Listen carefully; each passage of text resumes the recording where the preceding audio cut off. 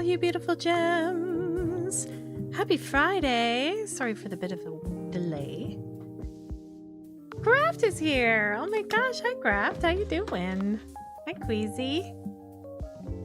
What's new? Oh, wait, my light's so bright. How's everybody doing?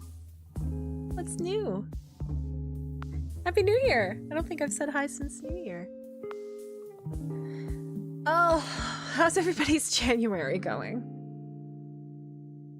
Done did it, finish my job. Hell yeah, Queasy. I'm so happy for you, dude. Honestly. Oh my god, what is... Do you know what I found today? And I ate some and I tried it and it was really good. Just a second, there's something stuck in my keyboard and I don't know what it is. Well, now it's further down there. What are you? It looked like... Sorry. Yeah, I don't know what that is. Anyways, oh, you have to go back to work on Monday? Boo. Win the lottery.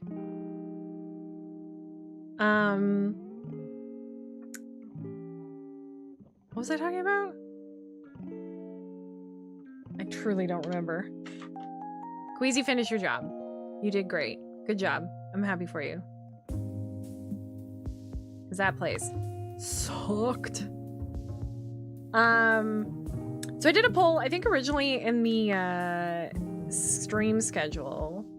I was gonna play Hollow Knight tonight, but we've gotten really into Love of the Milky Way. Tally! Ah, thank you, darling. How are you? Let me give you a quick shout out.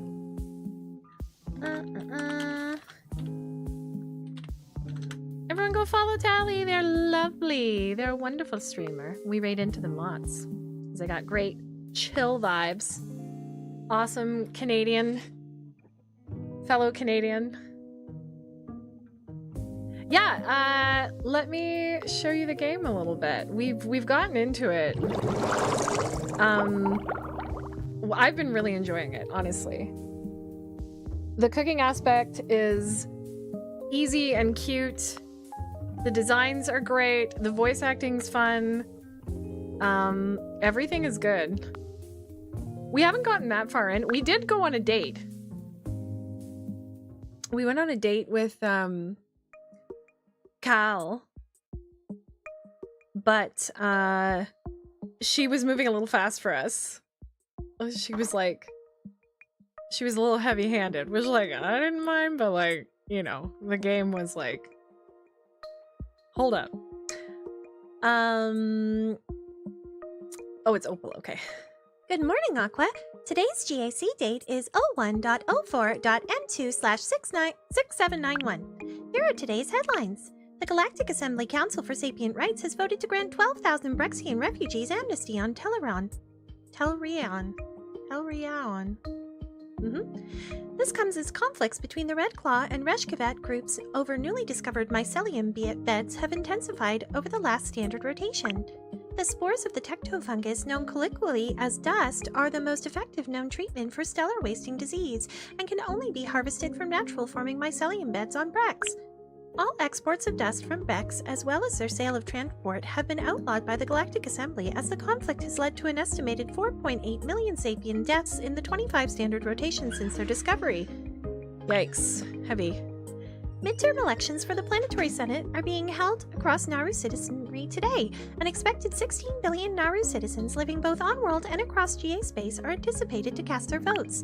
That concludes today's headlines. Have a great day! Thanks, Opal. So we kind of went on like a lunch date with Naru, and then we went on like a drink date with Cal. I'm peeling ruby fruits when the door chime rings and my first customer of the day, a Kayatra in a medical team uniform, takes a seat at the counter. Good morning and welcome to the Milky Way Diner. Hello. Hello. Guys, I think I have a thing for the cat people, I'm not gonna lie. Good morning. He says cheerfully as he takes a seat. You must be Aqua, right? I'm Vato. It's nice to meet you, Vato, I say, offering him a mug of lashu. Having a good day so far? Mm-hmm. Can't complain too much, but it's gonna be a long one. I'm working a double shift today since Dr. Saria covered for me the other night when I had some family stuff to take care of. Nothing bad, I hope. Nah, No. not at all. It was my oldest daughter's Varesh Taska recital. I holocast myself in for the evening. What's a Varesh Taska? I've never heard of it before. It's a kid version of Kayeti classical theater. Here. Here, let me show you. Vato pulls out his palm pad and leans across the counter to give me a clear view of the screen, then presses play on the recording of the performance. A dozen or so Kayatri children that look to be about kindergarten age, to clearly grade school age, dressed in ornately embroidered costumes, are dancing on a circular stage. The three oldest looking children lead the others, calling out verses that the chorus responds to. That's her right there. Isn't she the sweetest? Vato says, pointing to one of the children in the chorus with dark purple hair and particularly big ears. She's incredibly cute. I agree, and Vato glows with pride. We watch for about a minute more, Vato pointing out particularly impressive parts of the performance with enthusiasm before he puts his palm pad away. There's another 20 minutes or so, but I won't bore you. I'm not bored at all. It was really cool. Is there anything on the menu you'd like to eat? Oh, I'll have. A bowl of glow clam soup, if you have it. Extra clams, if you don't mind. Sure, coming right up. Just give me a shout if you need anything else. Okay, we gotta make soup. So, glow clam soup was... tomato... You know what? I can just go to my recipes. Soup. Oh, wait.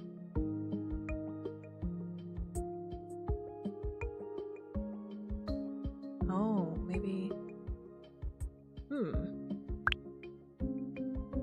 Well, the other one's tomato and salt, so I feel like this might be... Well, this is tomato glow clam soup.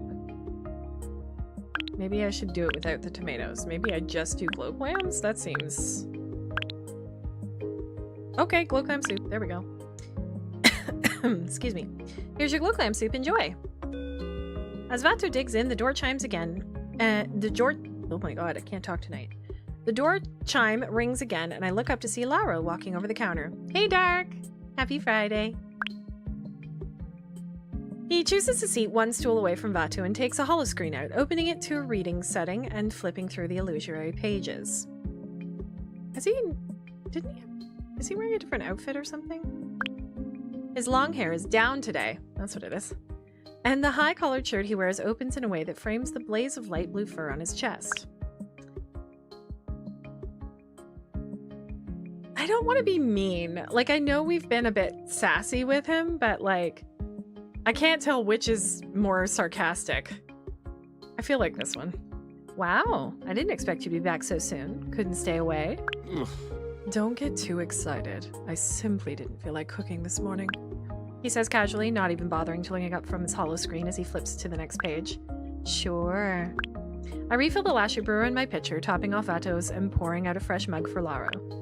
So, is there anything you'd like to order? I asked, sliding his drink across the counter. I'd like to order. A dish with glow clams. You can surprise me. He says, not even looking at me and making a shooing motion with one hand while he continues to read whatever is on his holoscreen. Sure, coming right up. I say, resisting the urge to lunge over the counter and box his stupid fluffy ears.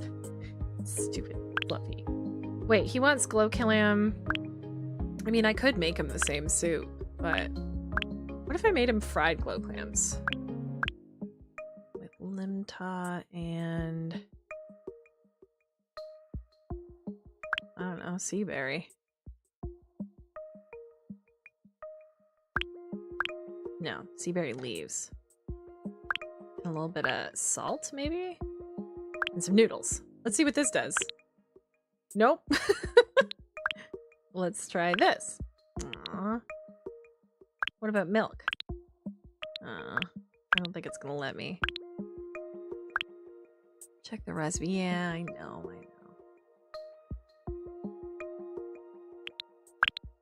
What if I just... Oh, it won't let me just fry glow clams.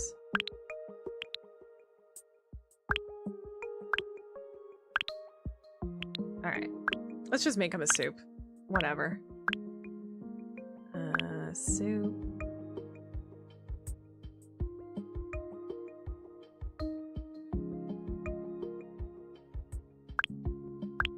Just glow clams and salt? That's what I did before. What about a chowder? Glow clam bisque. Oh, he's gonna like that. That's fancy. I put dairy and fish. Cats will love it. All right, I hope this will meet your discerning standards. You have my thanks. You're welcome. Otto cranes his neck to see the dish I served Laro. Ooh, looks pretty good. How is it? I made him purr. This is quite good. I'm glad.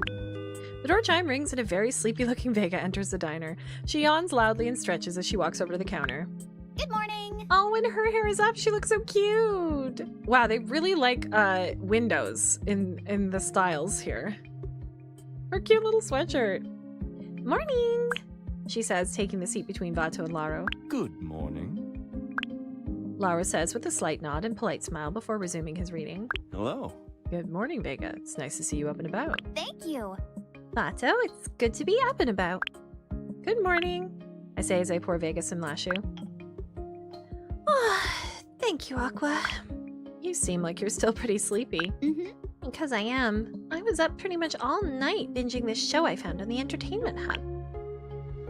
What was the series called? Oh, my stars. Love Archipelago. Have you heard of it? It's so fascinating. The trashiest, most popular reality dating show in the Helios system. I know it all right. I have, but why are you so interested in a Martian reality show? I didn't know you spoke Terran. No. I don't, but that's what subtitles are for. I'm making a conscious effort to expose myself to other cultures, she says proudly. Well, there certainly is a lot of exposure in that show. I'm not sure Love Archipelago should be anyone's first, second, or even third impression of human culture. Human courtship rituals sure are strange. I think most of what you're thinking are courtship rituals were probably just challenges for the show. What? So no kissing contests? She asked, sounding almost disappointed. Yeah, that's not really a thing, sorry. I say with a laugh.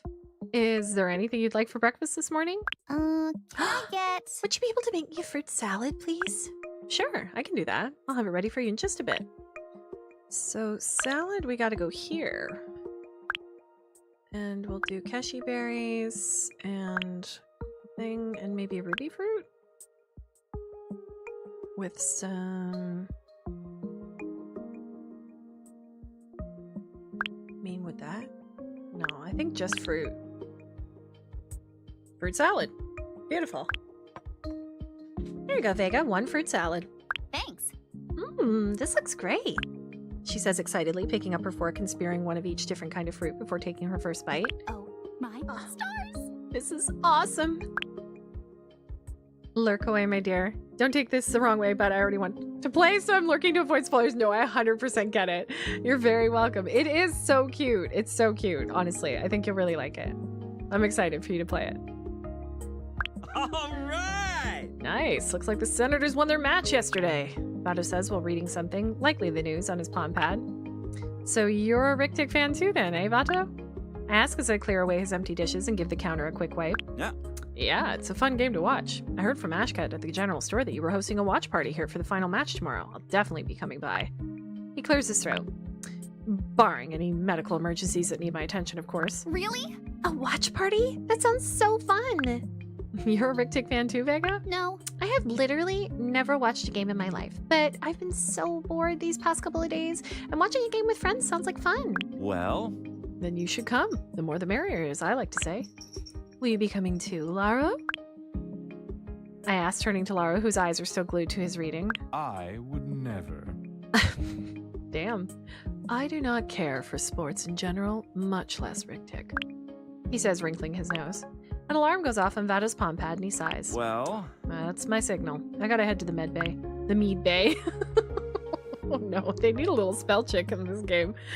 He gets up from his seat, rolls his shoulders, and cracks his neck. He looks more like an athlete getting ready to hit the field than a doctor about to go to work. thank you. Thanks for the meal, Aqua. It should keep me going for many hours. It was nice getting to meet you. It was nice meeting you too, Vato. See you tomorrow for the party. Yep, see you tomorrow. You too, Vega. Bye, Laro. Sekevo. Vato quickly pays for his meal and leaves the diner at a light jog. So? What you reading? Vega asks, leaning over to peek at Laro's holoscreen. A death on the Ratasha 3, he says, turning another holographic page. That's for you and Saria's book club, right? Wow. Wow! You have a book club? Yes. An informal one, yes. Lara turns off his holoscreen and puts it away, seemingly have given up avoiding conversation. I've always wanted to join one. Are you an avid reader, Miss Vega? Yes. Oh, absolutely. I studied Aurelian classical literature as one of my 2 majors at university. My main focus was on pre-industrial epic poetry, specifically the works of Nimerona Ella Finner and her students. Ah, yes, Phalendor's Quest and the like. Yeah. Yes! I'm surprised you've heard of her. Yes. Yes, well, I was born and raised in Adelia on Alhala and went to a secondary school that specialized in various classical arts. One of our classes included an entire unit on the Aurelian classics, so I have a passing familiarity with Ella Findor's works. Whoa. Ella Finner's. That's so cool. I've always wanted to go to Adelia. I've heard it's beautiful. It is, yes. Do you ever get homesick? Living here must be so different from the big city. I do admit I miss it at times, though over the years I've found the slower-paced life in space quite suits me. You mentioned that you majored in a second subject. May I ask what it was? Oh, it was political science. I only really studied that because my parents insisted. See, I think she's some sort of, like, heiress or princess or something. Vega says, attempting to brush past Lara's question. Interesting. Now that is interesting. Lara says, his eyes narrowing slightly. Any particular reason they pushed you into that field? Are they perhaps politicians themselves? What? No. What do they do then? If you don't mind my prying, that is. No, it's fine. Vega says, the pitch in her voice raising higher in a way that indicates that it is very likely not fine. You don't have to answer him if you don't want to, you know. Of course you don't. I'm just interested in learning more about my new friend, that's all. Vega clears her throat. No, I'm fine. It would be totally weird if I didn't tell you, and it would make me seem like I'm hiding something, which I am obviously not. She takes a deep breath.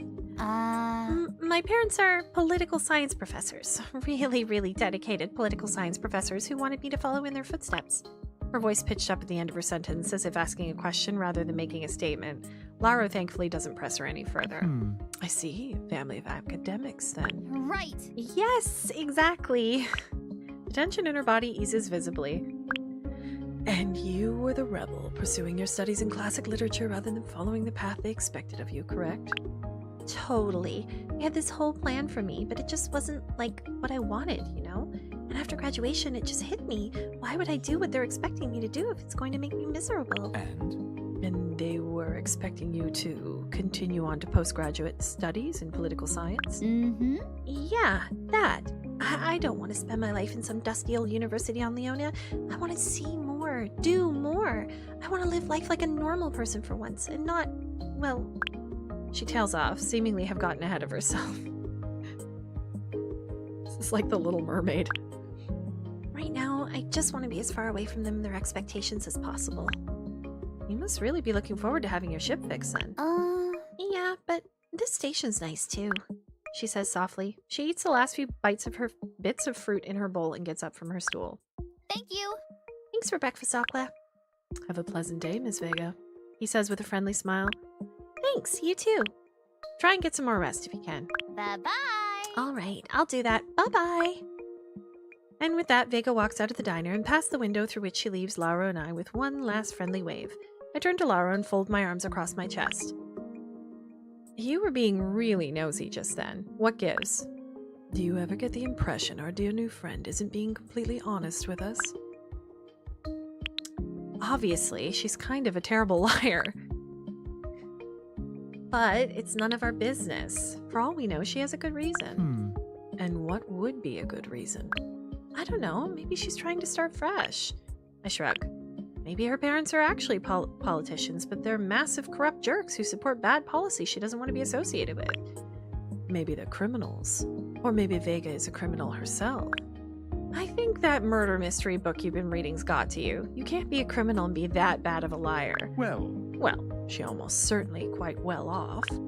How can you tell that? Is it not obvious? The way she dresses. Her clothes are obviously expensive. Like yours, I say, eyeing his extravagant ensemble. Even to my admittedly untrained eye, his tastes are clearly expensive in their own right. You know what? I wanted to check something real quick. Is this... My friend gave me like... Oh, it doesn't really show up, does it? Oh well. My friend got me one of those like space lights. But you can't really see it. That's okay. Sorry, I just thought of it and I wanted to see what it looked like. His tastes are clearly expensive in their own right. I wear investment pieces, carefully curated over time. Vega's clothes are trendy, but designer. That jumpsuit she was wearing likely cost half the credits needed to make a down payment on a ship. How can you be sure she's not just wearing knockoffs? And even if she is rich, so what? She'd hardly be the first rich person to pretend not to be. Maybe she just wants to fit in. I pour myself a glass of water and take a drink, hoping to stop myself from getting too worked up. Plus, it's not very nice to gossip about her like this. She's my friend.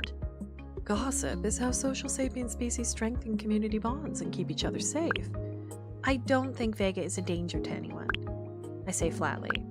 If she wants to tell us the truth before Roswell fixes her ship and she leaves, then she will. And if not, well, she'll be gone. So what does it even matter? I suppose so. Well then. I should be going myself, he says, getting up from his seat and straightening out his clothes. Have a nice day. Thanks. You too. He scans his palm pad at the till and walks out the door without looking back. Hey, Aqua, how's your day going? It's going okay. I had some customers earlier, but the diner's been dead for the last hour. That's perfect. Huh? Me not having any customers is perfect? It's perfect for me. I was wondering, would you be open to doing a delivery to the tech office? I'm super swamped with work, but also starving. You'd be my hero. Aqua to the rescue. Yeah, sure, I could be there soon enough. What would you like to order? I'm saved from starvation, and so is Shiwu. I knew we could count on you. Oh, Officer Mornsey is there too? Yeah, I'm helping him with some repairs. So, what do you want to order? Can we get an order of spicy fried spiny bug? And she was asking if you have noodles with Atlas bean sauce on the menu. Not right now, but I guess they can be. Any hints on how to make them? I remember your aunt stir-frying the sauce, and it was salty. Does that help? Noodles with Atlas bean sauce on the menu. Okay. Yeah, I think I can figure it out. 2 orders of those as well, please. Oh, so they want an order of spicy fried spiny bug.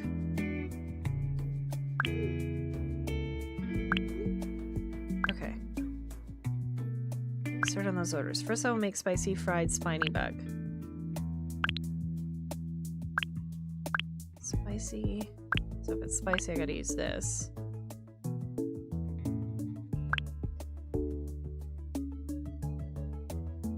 There's no oil, so... Oh, no, something's wrong. Oh, maybe I have to cut up the spicy bug first.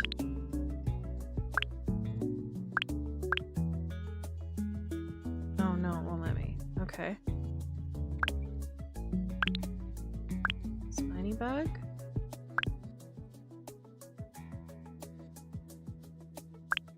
Now we need chilies.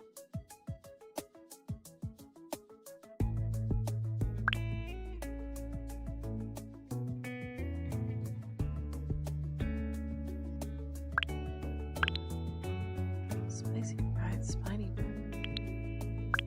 What else would it be? Well, Cobra gave me that. Where did Cobra put that? They put it in gaming or in general? They put it in general. Oops.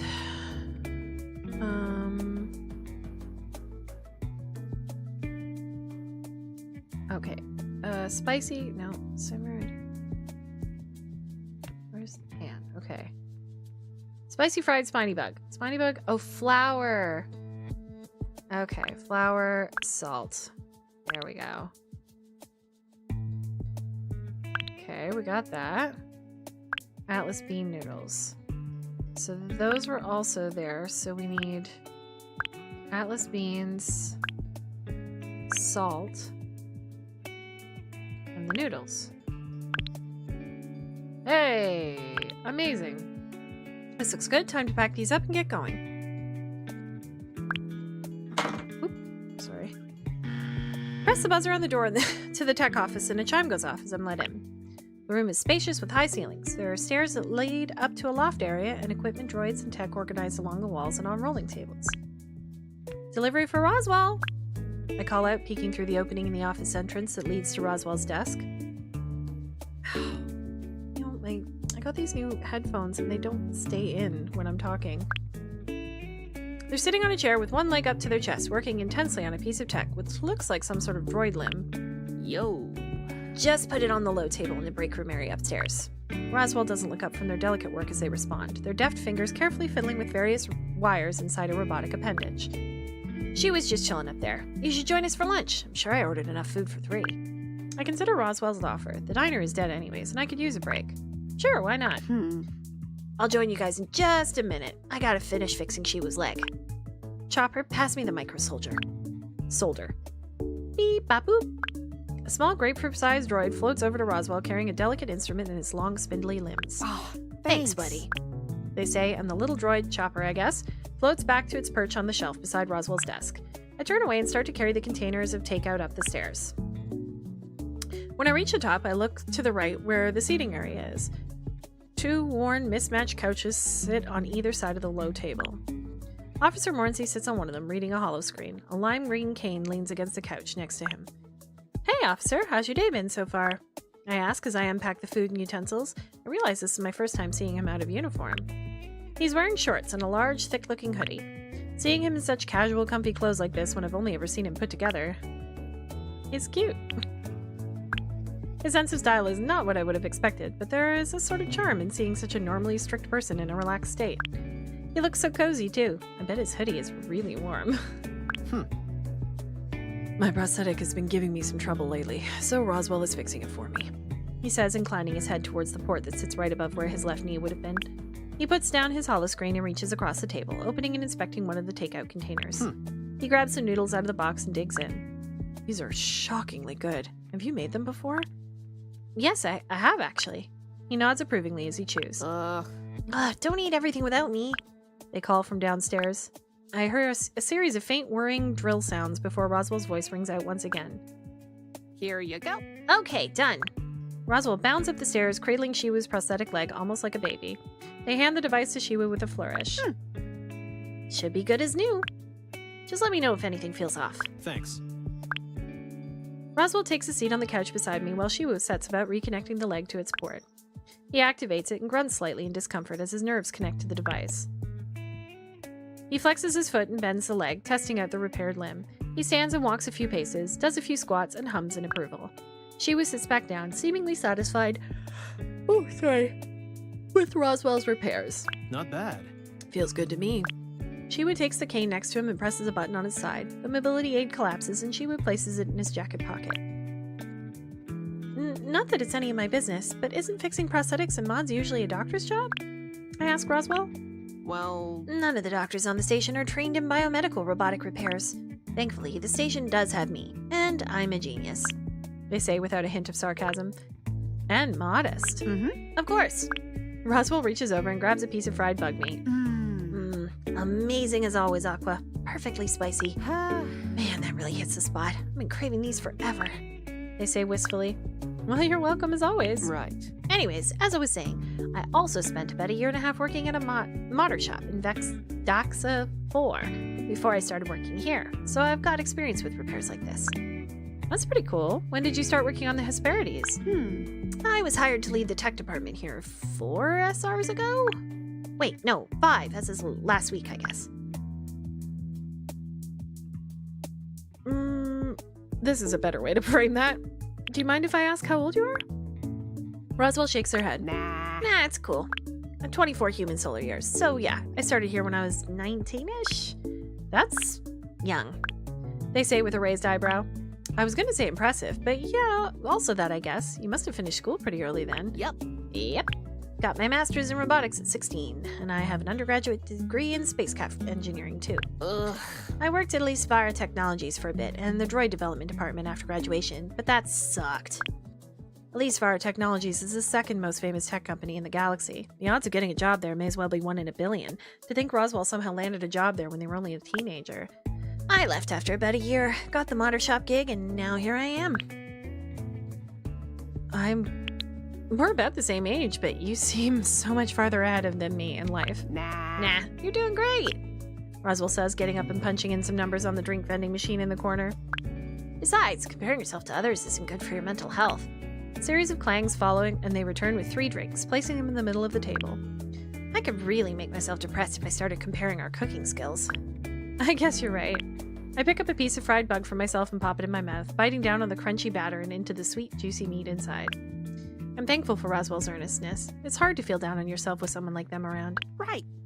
Oh yeah, Aqua, you never mentioned where you were from in Helios. You're from Mars, right? I look at him, surprised. How'd you guess? Well, My second-year crisis management instructor at the security academy was from New Vancouver. Shut up. I love it. It's because they're Canadian. New Vancouver.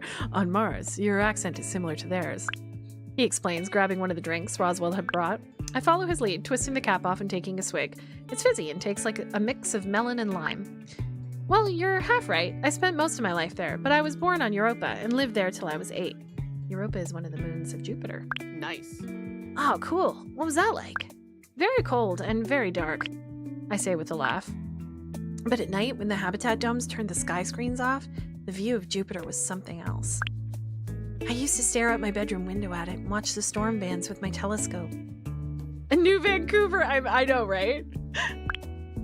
I smile fondly to myself at the memory. Where are you from, Officer Mornsey? He averts his eyes from mine. Rex. But I left the planet with my 2 younger sisters when I was 15. He says flatly, going back to his meal. His childhood doesn't seem like something he wants to talk about too deeply right now, and with what little knowledge I have about Rex and the fact that he only mentioned leaving with his sisters, I don't feel a desire to push him on the subject. When did you start working on the station? I ask, hoping that this will be a safer line of questioning. To my relief, Shiwu meets my eyes once again. well, I got stationed here as a deputy 3 SRs ago and got promoted to head of security just under 1 SR ago. SR is standard rotation, which I'm guessing is like a year. Congratulations, I say, raising my drink for a toast. thanks. Thanks. He clinks his drink against mine. Well. How are you adjusting to life as an alien? Roswell's wording of the question is funny, but it's true. To everyone but Shiwu and Roswell, I am an alien. It's been an adjustment, but also a pretty cool learning experience. I'm learning so much about everyone's cultures every day, especially with all the cooking I've been doing. Aurelians are nicer than I expected. I was mentally prepared for a much more condescending attitude from them, given the reputation they have back home. Sure, Vega's kind of naive, but Adar's just normal. That's... I think that reputation mostly applies to Aurelian from their home system. They don't have a lot of experience with other species, and their media and education systems teaches them that they are the exceptional species compared to all others. It's more of an ignorance issue than outright maliciousness, in most cases. Oh dear. Yeah. Yeah, my supervisor at my old job was like that. He was a sapient resource nightmare. He kept... Sapient resource. I guess instead of human resource, it makes sense. He kept talking to me like I was a toddler or something. It was weird. Roswell grimaces, a shiver running through their body. Vega's really cool, though. I'd be kind of sad to see her go once I finish fixing her ship. They say, piling another serving of food onto their plate. I nod in agreement. Yeah, I get the feeling I will be too. I hope she sticks around, or comes back to visit someday. It's less lonely when you're not the only one who's still learning. So there's this question I have that's sorry I said you might have an answer to, Roswell. For sure. Yeah, okay, shoot. Why does the station have an earthen name? It's got an Aurelian design, and it's not like there's a whole lot of human settlements out here. Hey, I can answer that question if you like. Who was that just now? hello. I am Hestia, the governing AI of the Hesperides space station. It's nice to meet you properly, Aqua, says the voice. Hestia's been in operation since the station was built. Of course. Roswell is correct. I have considered it a great honor to look after this station and its residents for the last 156 standard rotations. It's nice to meet you, Hestia, I say, looking around for the speaker from which her voice is coming out of. Roswell gives me an approving look, seemingly pleased with my reaction. It's unusual for AIs to jump into conversations without being asked directly for input, but neither Shiwu nor Roswell seem surprised, so I decide it's best to just roll with it. Well, The Hesperides was constructed by the Galactic Assembly in the 2896 standard rotation of the Galactic Age, after an accident during the construction of wormhole G61T4 led to the severe damage to and the decommissioning of the Elwick, the station that occupied this location up until that point. After construction, Captain Isabelle Lautrec was given the position as the station's first captain and, according to custom, the honor of naming the newly operational station. The Hesperides were figures in the mythology of ancient earthen Greeks. They were nymphs who were said to live on an island at the edge of the world. What do you think? Pretty cool story, right? Roswell says, swaying to the side and nudging me with her shoulder. Yeah, it really is. I had the same question when I first moved here. It's a good name for a station on the edge of GA space. You know what's even cooler? She was the first human captain of a GA station, they say proudly. My eyes widen and I look over at Shiwu, who nods in confirmation and back to Roswell. It's kind of a big deal, right? True. It would have been at the time, since it wasn't too long after first contact. 35 standard rotations, to be exact. Hestia chimes in. Wow, I can't imagine that she must have felt like... Yeah. Yeah, I feel the pressure just thinking about it. Roswell visibly shudders. She was a great leader. I have many fond memories in my databanks of working with her as my first captain. She named me Hestia after the goddess of hearth and home from the same pantheon. Sorry. There should be a plaque about this somewhere. That's just it. There is. It's in the Meadow Park, but it's kind of easy to miss. Thanks for jumping in, Hestia. Always great to hear from you. Yeah, thank you. Thanks. The pleasure was mine. I will leave you all to finish your meal. Oops.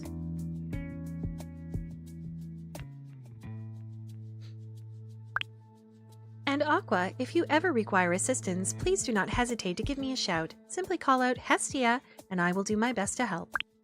I hope you all enjoy the rest of your day. Chime goes off as Hestia disables her voice function, and the three of us humans go back to our meals. Well, You seem to be doing really well, Aqua. My head shoots up at Shiwu's sudden comment, and I meet his eyes, my cheeks still full from the bite of food I'd just taken. I wasn't expecting you to have the diner open so soon. It's only been 3 days since you arrived on the station. I swallow and take a quick sip of my drink before answering. Yeah, I thought it would take me more time to adjust, but everything is coming together really smoothly. Kinda makes you feel like you belong here, right? Aw. Yeah, it kinda does. hey, you. Kale says as she takes a seat at the counter. Aw, she didn't call me sugar. Hi, Kyle. Welcome. How's your day going? Kale asks as I fill a mug of lashu for her. It's been pretty good so far. Nice. Good. I'm glad to hear it. Want to guess why I'm here? She asked playfully.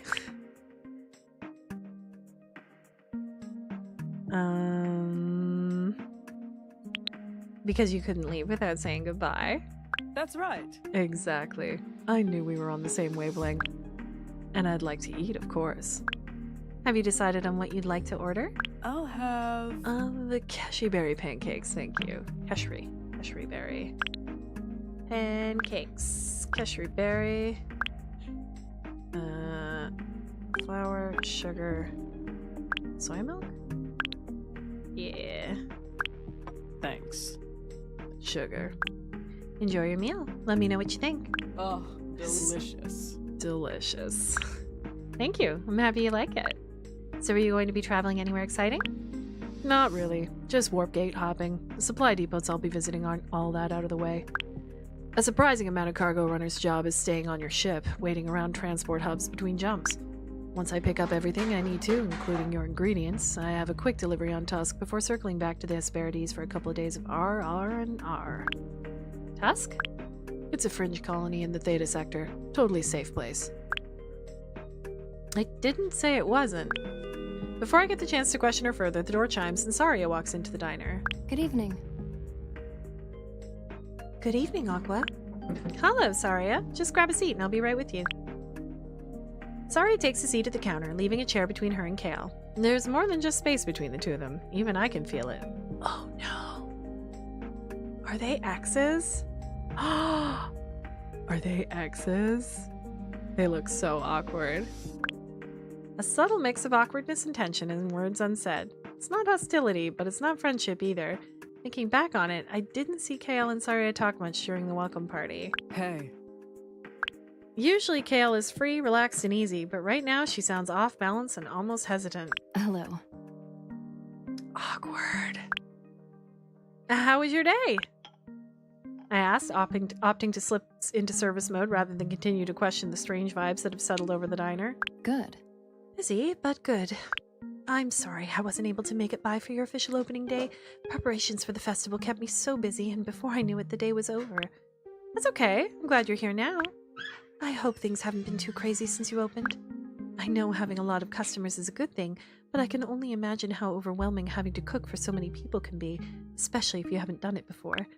Well, it hasn't been too bad at all. I was pretty busy earlier this morning, but there was kind of a lull this afternoon. Roswell asked me to deliver lunch to the tech office, so I took some time off and ate with them and Officer Morrissey. Aha. That sounds nice. I'm glad you're taking some time for yourself. Is there anything I can get started for you? I'll have... I'd love some glow clam unalot with some sea berries if that would be alright. Absolutely, coming right up. Okay. That feels like... So we need the jelly. We're making jelly, right? glow clam, sea berries? What else would it need? Maybe salt? Maybe, oh wait, maybe I make it in the pot. And glow clam. Is it the noodles?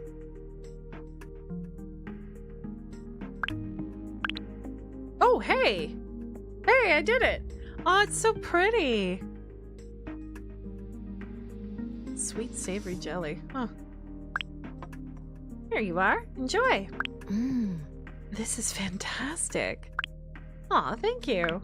Quiet falls back over the diner as Kale and Saria eat their meals. Remember that time I tried to make you unalot? Kale ventures and Saria smiles fondly, stifling a laugh, and the heaviness I had sensed between them seems to lift a little. I've been trying my best to forget. You added so much agar, it was almost impossible to cut into, let alone chew. Yeah. I brought the recipe to Roswell after. I figured they could use it to develop a new duct sealant or something. The two of them burst out into laughter, but when Saria's tendrils flash purple, Kale's smile falls. Hey, I'm sorry. Kale says guiltily, averting her eyes. Saria exhales, her colors becoming mottled as her emotions mix. Kyle. We've talked about this. You don't need to address my feelings every time you see my colors change. You're I right. know, but when I can see you're sad because of me, I'm responsible for my own feelings. Saria interjects, stabbing her fork into her unalot. Oh, I have this cough and I can't get rid of it. A second.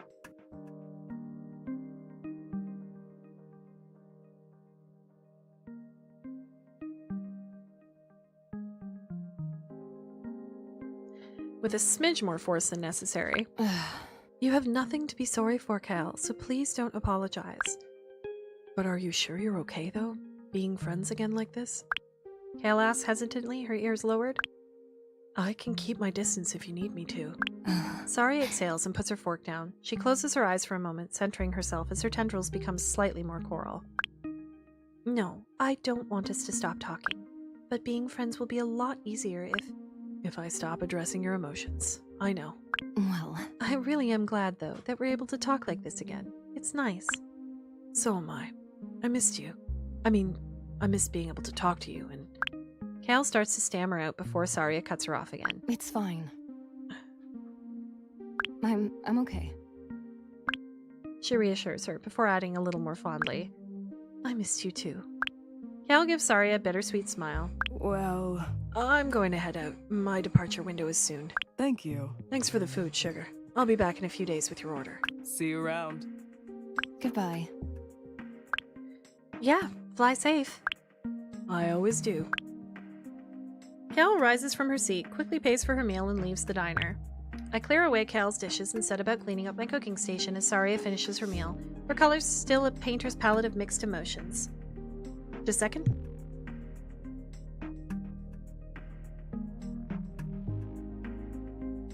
I'm just going to take a really quick break. I'm going to refill my water and I will be right back.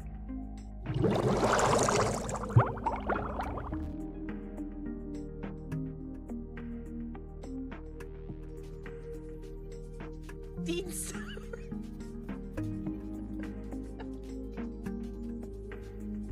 I'm sorry. I'm only calling you Dean Snort from now.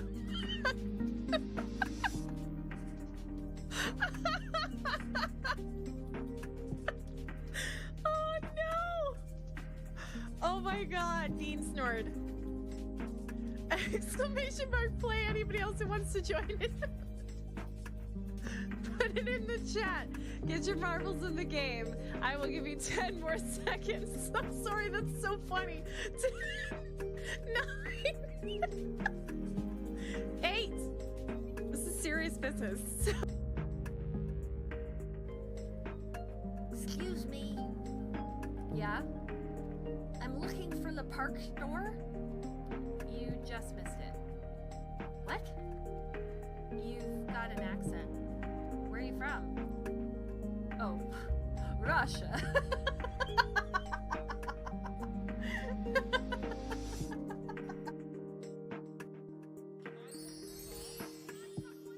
What? Hey, Anonymous donated $20. I'm dyeing my hair green. Ah! Oh my gosh. Oh my gosh, Anon. We did it. We did it. Oh my god, we raised $1,000! Anon, thank you so much! Oh my gosh, I'm so happy! Wow, I can't believe it! And we're still on the front page for fundraisers! Yay! Green hair! Oh my gosh, oh my gosh, oh my gosh. I gotta tweet it out. Whoa! Who did that anonymously? You guys! You guys! Anonymous just donated $160 to get us to our goal. What the hell? What the hell? We just hit our goal! Oh my god! You guys! What? That's not even funny! I don't even know who it was!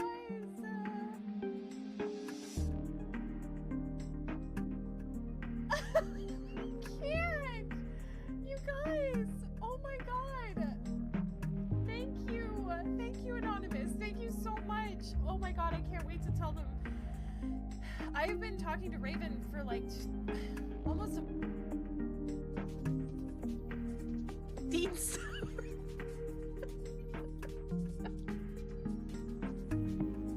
I'm sorry, I'm only calling you Dean Snort from now.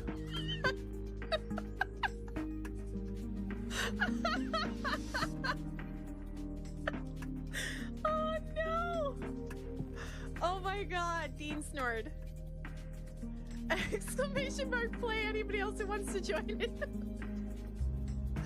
Put it in the chat. Get your marbles in the game. I will give you 10 more seconds. I'm sorry, that's so funny. 9, 8. This is serious business. Completionist in me really does want to finish like mapping out the depths.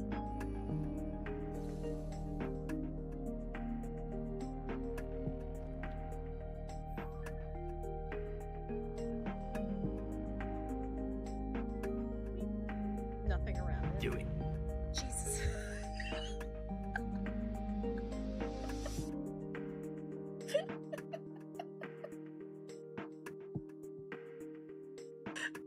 That's my button.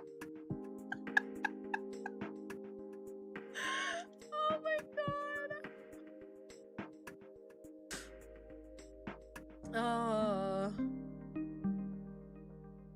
Brampton.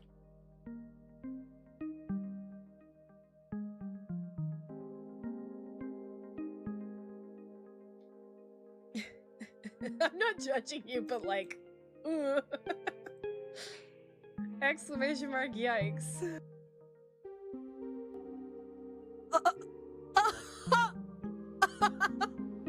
I'm sorry, what? I'm sorry. I'm sorry, what? I'm sorry. What?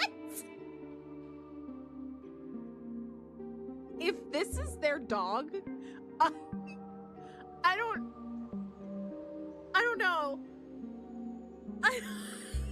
Will is like, awesome. What is happening? What is this game? The little fucking ponytail with the, he's got a man bun. He's got an 18 pack. He's got chaps? What is happening? I can't. I gotta, okay. Drones, I don't mean to rush you. I know you're feeling tired, but,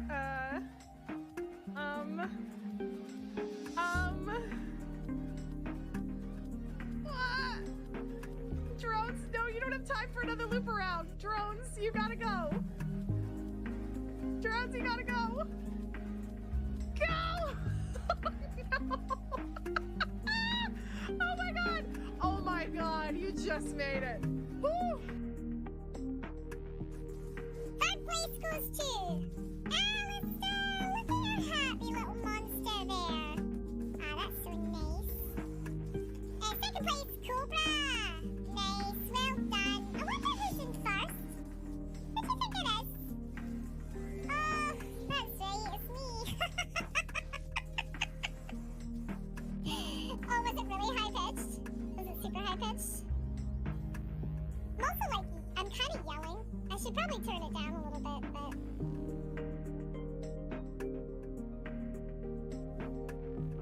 Would you believe me if I said I was lost?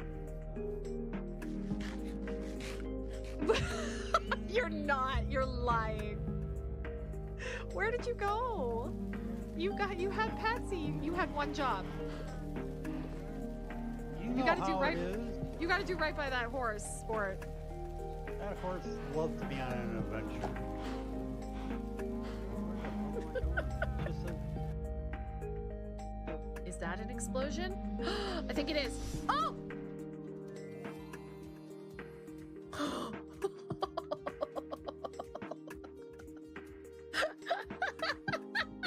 That was wild. I love that. I was like, is that an explosion?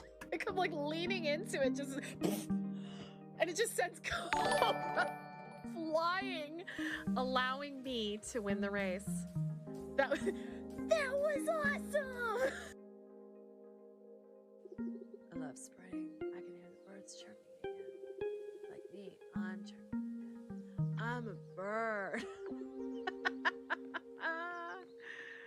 Fabulous. Hands up in the air. Wave them around like you just don't care.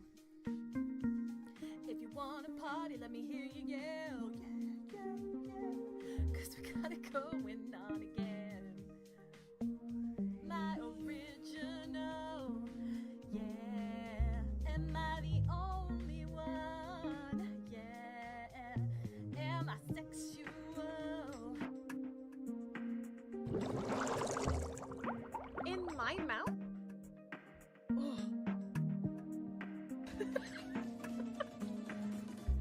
All that slightly damp cheese dust, and you're just like,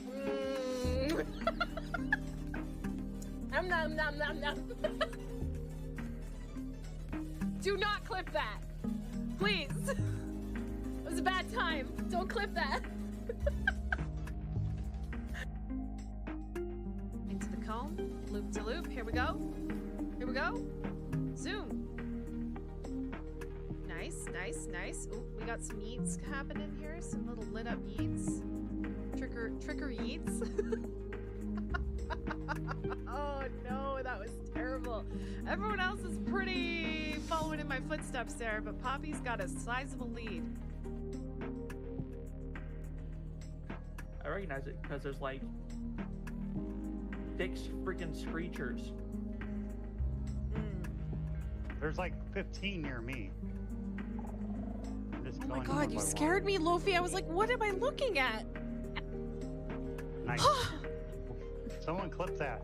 It was like everything went pink. Wait, someone clip it. Oh, now apparently we're in an Oscar Myers commercial.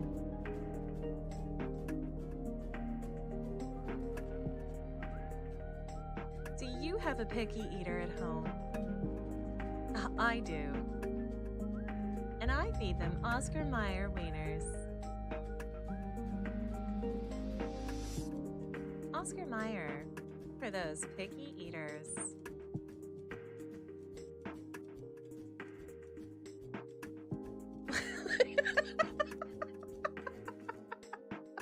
Like, tell me. Exclamation mark play, get your marbles in the game. But first, listen to my joke. You ready?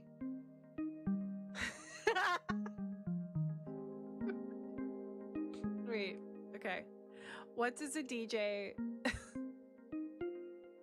what does a DJ call his kid? Eric.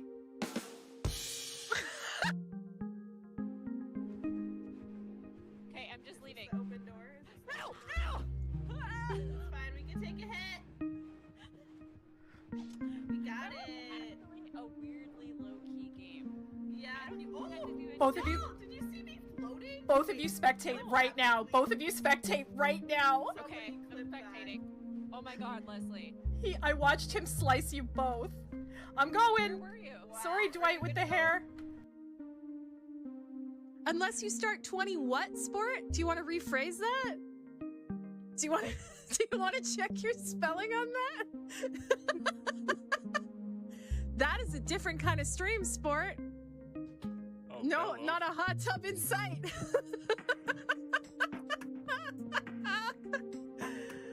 Yikes! Damn you, autocorrect.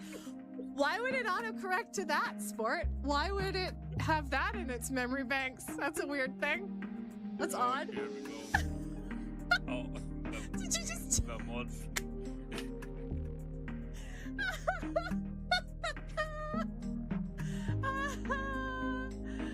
Hour 6 is going great, as you can see. Not as great as Sport was hoping it would go, I guess. but other than that, I'm doing fine, thank you. Alright, what have I got here for my... I can't carry around all these horns with me. I'm getting too horny in here.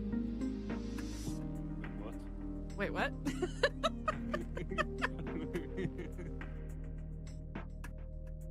Hey. Hey. Hello? What the? Did Molly just fall off the back? Please give me a bat wing. Oh my god.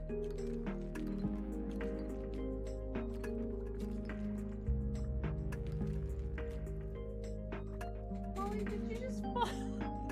Somebody clip that? Did Molly just fall, like roll off the back of her tree? Molly, you little dingus, are you okay?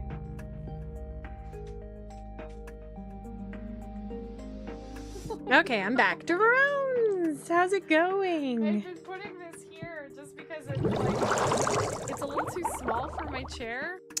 You being snored. What's happening? How's your Friday?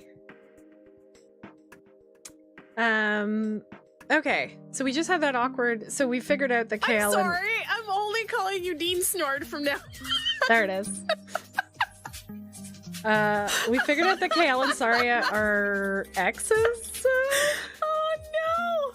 Did some Sumerian... my Did you God, raid? Dean Oh, you snored. raided! Oh my gosh, welcome in, raiders. I'm so sorry. I didn't even see that.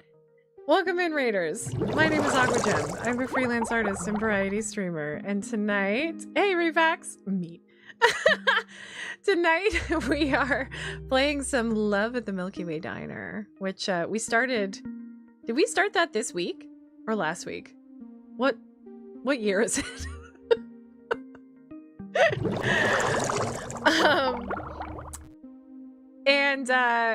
We're really enjoying it. It's very fun.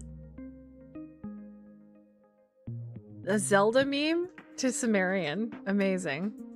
I love that. Drones, if you need to take care of yourself, my dear, if you need something to eat, something to drink, have a stretch, have a pee, whatever you need, please take care of yourself. I appreciate you raiding in and bringing your community in to hang out with us. I clear away Kale's dishes and set about cleaning up my cooking station as Saria finishes her meal. Her color's still a painter's palette of mixed emotions. Thank you for the meal. Of course. Happy you enjoyed it. Any plans for the rest of the night? I was going to go to the Wayfarer's Rest. If you're not too busy, would you like to join me?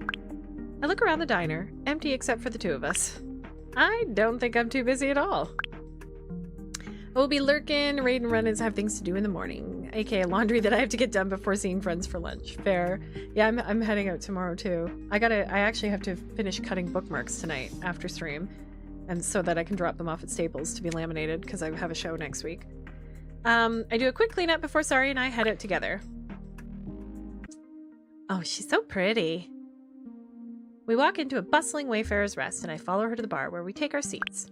Welcome. Why, hello, you two, and welcome. He turns his attention to me, and I notice his irises sharpening. His piercing gaze causes a lump to form in my throat. Well, My, Aqua. Back so soon? Oh, don't tell her I was just here with Kale. Don't do that to Saria. Well, he's meeting expectations, I think to myself. He smiles and gestures welcomingly, ever the gracious host. What libations can I get started for my two dearest guests this evening? Willem over ice, please. Of course. And for you? I'll have iced tea with soda water. He prepares my drink first, and a tall glass of iced tea and soda water is put in front of me. Is that a thing? Do you mix iced tea with soda water? That seems... I mean, fizzy iced tea is not... I thought, like, iced tea is its own drink. Why do I need... I don't know. I'll take some funerary libations. Just archaeology things. Hold up. Why is my chat box? Why is it so high up? There we go. Thank you. Lauro gives me a polite nod before turning his attention to his friend. Darling. Lauro tuts at the sight of Saria's still dull tendrils. Rough day? He asks, placing a glass filled with ice in front of Saria, into which he pours about an inch of Gwilum. No, my day was fine. But... I ran into Kale at the diner earlier. Saria admits reluctantly. Lauro gives her a knowing look and a sympathetic smile. Ha. Of course. No need to say more. He pours a little extra Gwilum into Saria's glass. I'll just serve these last few guests and be right back. Then we can discuss the final chapters of A Death in the Ratash 3. Laura turns away, warmly greeting the pair of Sketrians in travel clothing that had just entered the bar. Am I crashing your book club meeting? Saria looks sheepish. I guess he hasn't seen my messages. I've been so caught up with work that I haven't had time to read. We'll have to postpone the meeting, but he probably won't mind. At least not too much, she says, swirling the iridescent liquid in her glass. I hope she's right. I'd hate to see Laura give Saria a hard time after what just happened at the diner. So, what does it taste like? The Gwilum, I mean. You're welcome to try some if you like, though maybe just a little sip if you've never had it before. It's rare, but some humans can feel its effects quite strongly. I remember how Laura had described Gwilum to me the other night. Drink made from some kind of fish venom, with a mild psychedelic effect. I'm gonna try it. I'd like that, thank you. Saria offers me her glass and I take a small sip. It's sweet and a little bit salty with a slight, almost oily texture that coats my tongue. There's way too much fishy stuff in this game. It's unusual, but not bad. It's interesting, I say, returning the glass of Quilum to Saria. Like Unalot, Quilum has a bit of an acquired taste. You should start feeling its effects in about half an hour or so. You didn't drink much, but some humans do react more strongly to it than others. Let me know if you feel unwell, okay? Okay. I agree, trying not to think too hard about the Quilum's potential effects and make myself anxious. As I take a sip of my own drink, I find myself wondering about Saria and Kale. It seems like they've had a falling out, but over what? And is it even my place to ask? I suppose you must be curious after seeing all that between me and Kale earlier. Saria says, interrupting my train of thought by pointing out exactly what track it was on. I'm so startled that I nearly choke on my drink. Oh, how did you... Guess that was what you were thinking? I've been living with other species long enough to have gotten very good at reading body language. And I'd wondered the same thing if I was in your position. I don't mind telling you, stars be sure that half the station has a general idea of what happened. Gossip spreads like Stillwater fever here. I'd rather you hear it from me. So what's the story between you two? The story is that we were in a relationship for about a standard rotation. Like a year? She explains with clinical calm. Oh. But we weren't a good fit, and I ended the relationship 1.5 standard rotations ago. A year and a half. I don't know what a standard rotation is. I mean, I assume it's a year, but...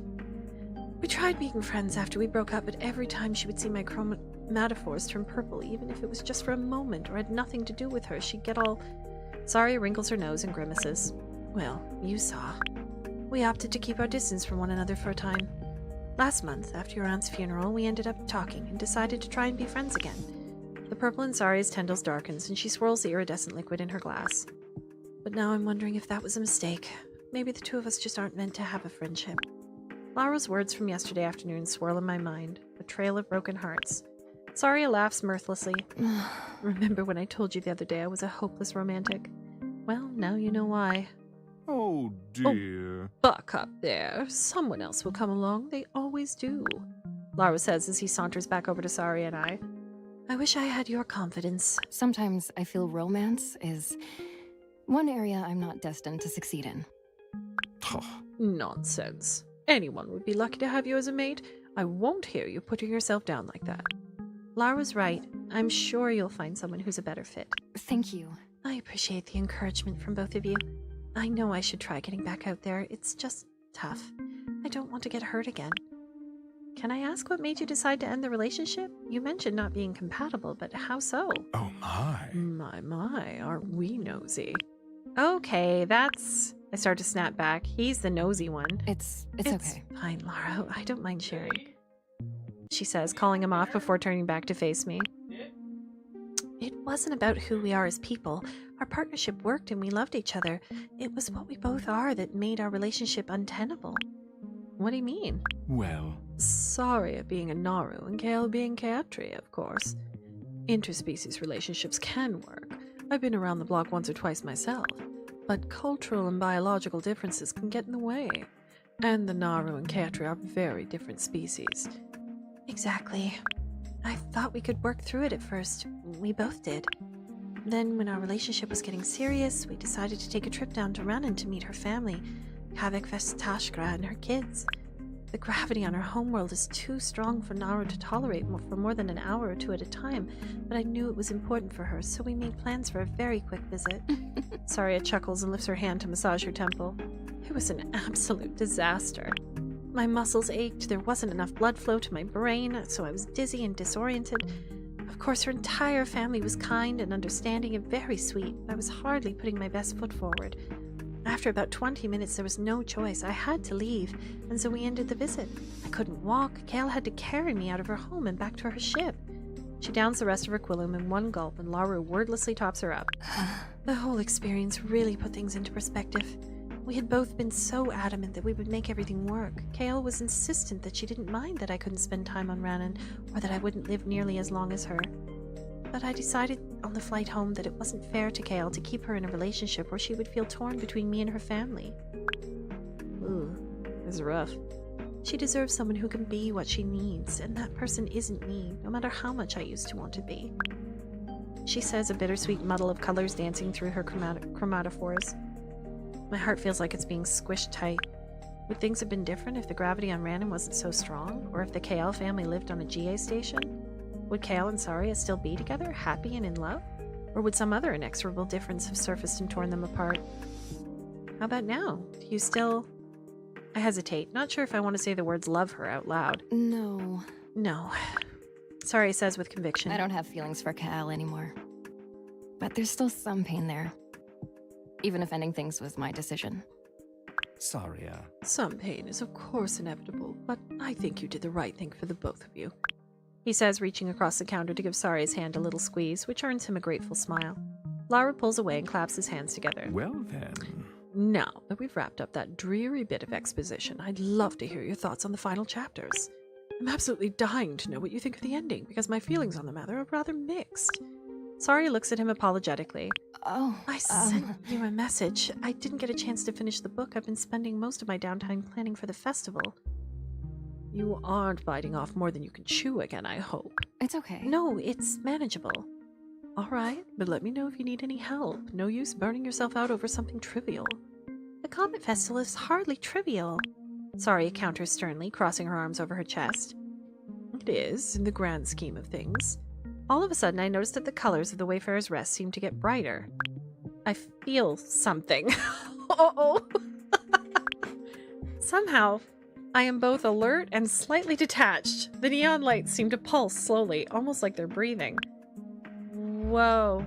I think I'm starting to feel the Quillume. How are you feeling? Weird. Kind of like I'm dreaming, but also awake? Ha. How much did she drink? Just a tiny sip. How long is this gonna last? Only about an hour, but let's get you somewhere quieter. I think you may be one of the humans who are affected more strongly. That sounds like a good idea. I'm kind of freaking out. Just a little bit. All right, up you get. Saria supports me as I get up from the stool, putting her hand on the small of my bag. Aw man, if I hadn't drank it, what else would have happened? I vaguely register paying for our drinks and saying goodbye to Lara before I'm guided out of the Wayfarer's Rest. Better? Yeah, definitely. The promenade is mercifully quieter. Would you like to go for a little walk? There's something I'd like to show you, but if you'd rather just go straight home, I completely understand. Oh no, I gotta see. What do you want to show me? Sure. Oh, we're back at the park. Saria leads me through the station up to the meadow park. Meadow. Meadows have flowers in them. The lights are dim and the space is empty. Saria leads me to the grass, takes off her shoes, and beckons me to join her. I follow her lead as she lies down. What now? I ask. Saria just smiles and turns her head to face the ceiling. Look. Wow, I'm tripping balls. Have to hop and slumber. Have a great stream. Thank you, drones. Take care and have a good sleep. Thanks for popping in and thank you for rating, friend. When I do the same, my eyes widen in amazement. The view was nice the last time I was here with Saria, but this time it is absolutely breathtaking. Oops. Yikes. I'm here. Sorry. I just want to turn my light down. The inky blackness of space seems to shimmer with colors like an oil slick, and I can swear I see the innumerable stars slightly pulsing.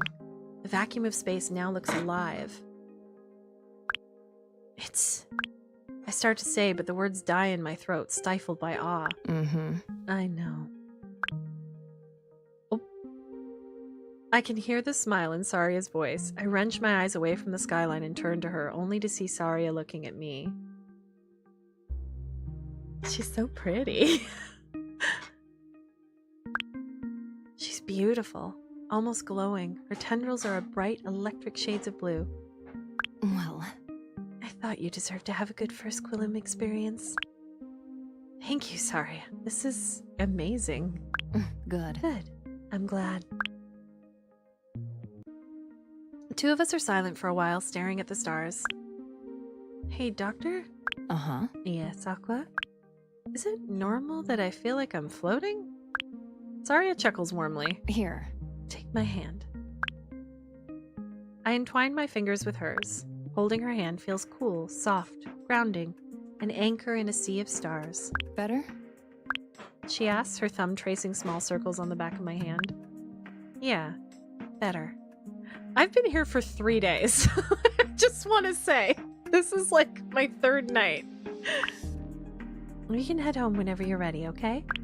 Okay. But is it alright if we stay just a little longer? Saria gives my hand a gentle squeeze. Of course. Oh, that was fun. Good morning, Aqua. Today's GAC date is 01.05.m2/6791. Here are today's biggest news headlines. Today marks the 25th standard cycle since the Noxian Research Institute disaster. The accident resulted in the destruction of the designated research planetary body Nox and its system, the deaths of 976 researchers and 33,651 civilians, and the appearance of the Noxian space-time distortion field.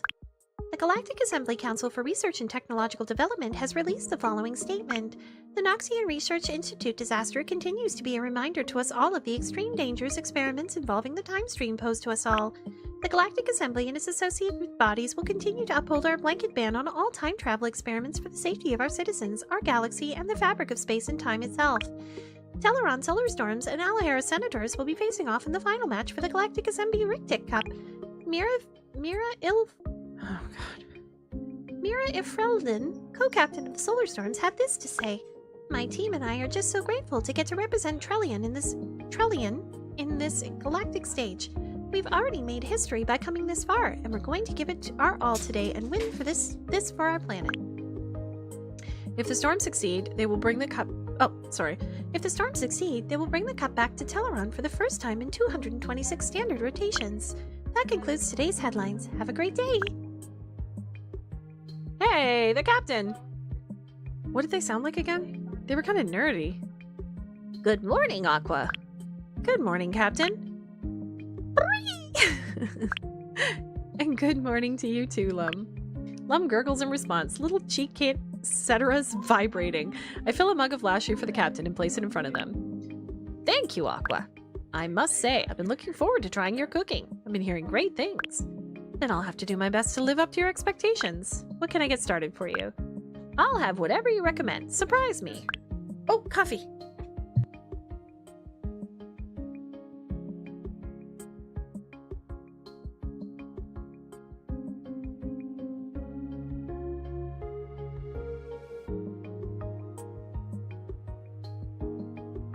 Here we go. My husband brought me coffee.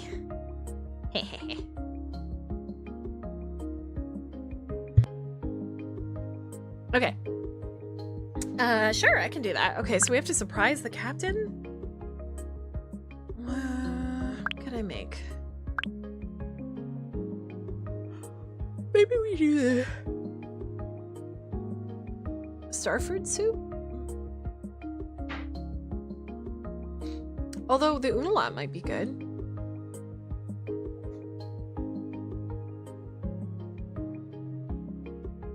Or the pot pie.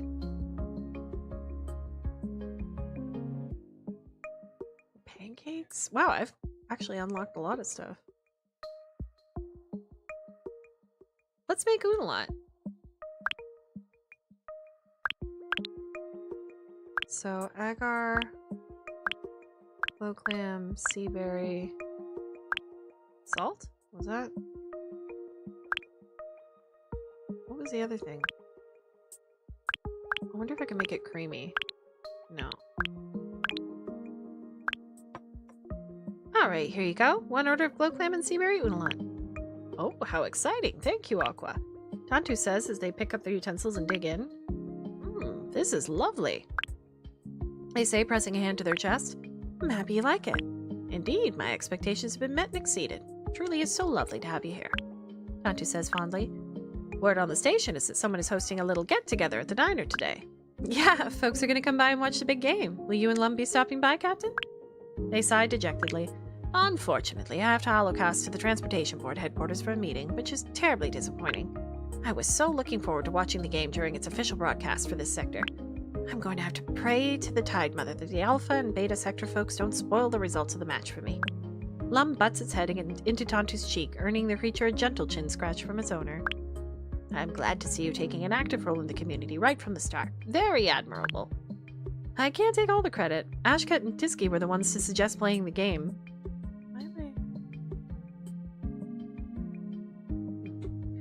And Adar offered to help me set up. I wouldn't have been able to manage on my own. That's the Hesperity spirit for you. There isn't a better group of sapiens in the galaxy. Got to say, I agree. I've only been here for a few days, and I'm already starting to feel at home. My PodPad chirps out a message notification, followed quickly by another one. Sounds like someone's popular, Tantu says playfully. It's probably Adar checking in. Enjoy your meal, Captain. I'm just gonna check what's up. Give me a shout if you need anything. Will do. Oh, no, it's, what's his name? Aqua. I'd like to place an order for delivery. Good morning to you, Zeta. Thank you. Roswell mentioned the other day that you delivered lunch to them. As you know, I'm very busy, and as a result, I forgot to eat this morning. I require sustenance and do not have the time to leave my laboratory. I will, but on one condition. And what is your condition? You need to make good on your promise to finally explain your research to me. I suppose I can accommodate your request. I would like to order a spicy simmered spiny bug, please. Sure, I can make that for you, no problem. Spicy simmered spiny bug. I'll finish serving the customers I have and head over once I'm done. That is reasonable. My laboratory is located on the research deck, room 8. See you soon, Zeta. I will be seeing you. Well, was it Adar? No, it was Seth, actually. He wants me to deliver some food to his lab. I see. He's an interesting one, all right. Bit of an odd one. I guess so. He's got his own kind of charm. I say, feeling myself starting to smile. Charm, you say? Tantu says, raising an eyebrow in amusement. I suppose everyone has their own type. They say with a shrug. Okay, hold on. I never said he was my type. No, you just said he was charming. I said he had his own kind of charm, not that he was charming. I decided to let Tantu finish her food while Excuse me. Well, I set about making Seth order. So what did... Spicy... Oops. Nope. Spicy... Nope. Spicy simmered. Oh, maybe if I simmer in here, yeah.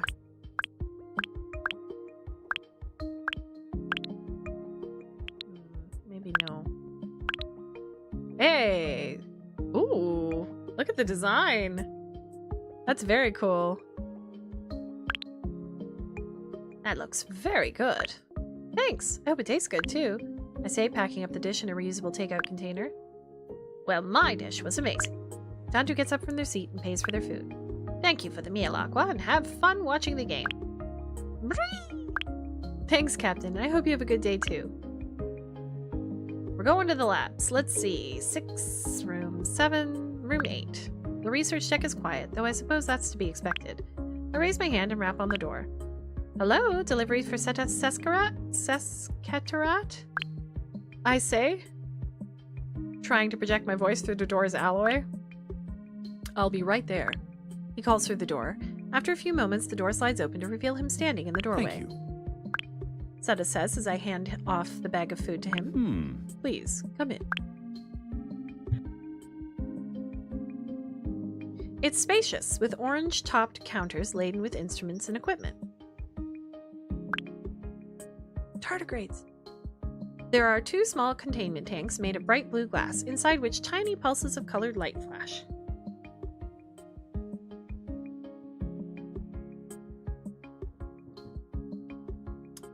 A second.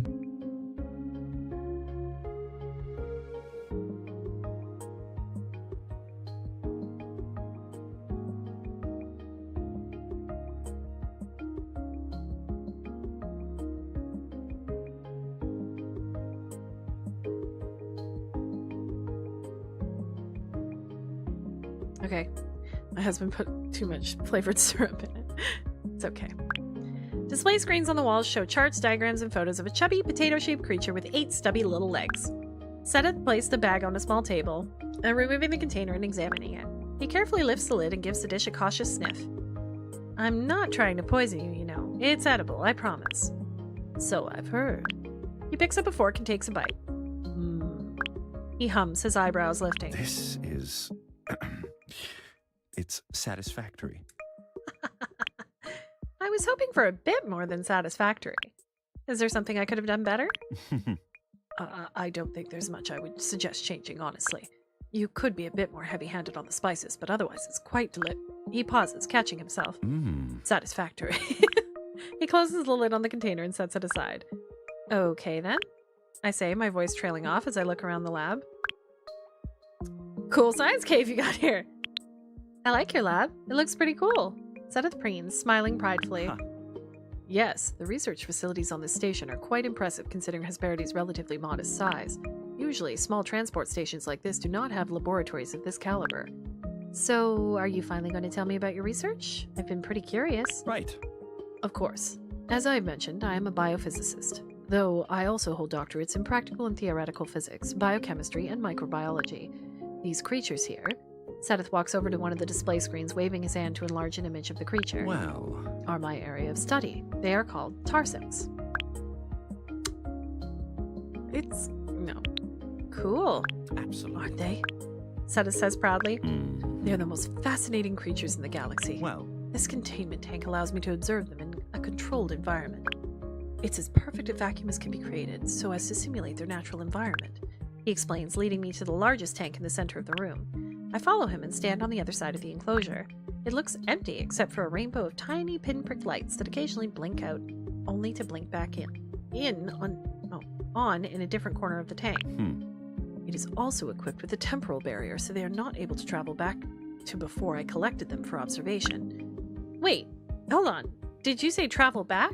As in travel back in time? Well... Precisely. But how can they do that without tearing holes in reality?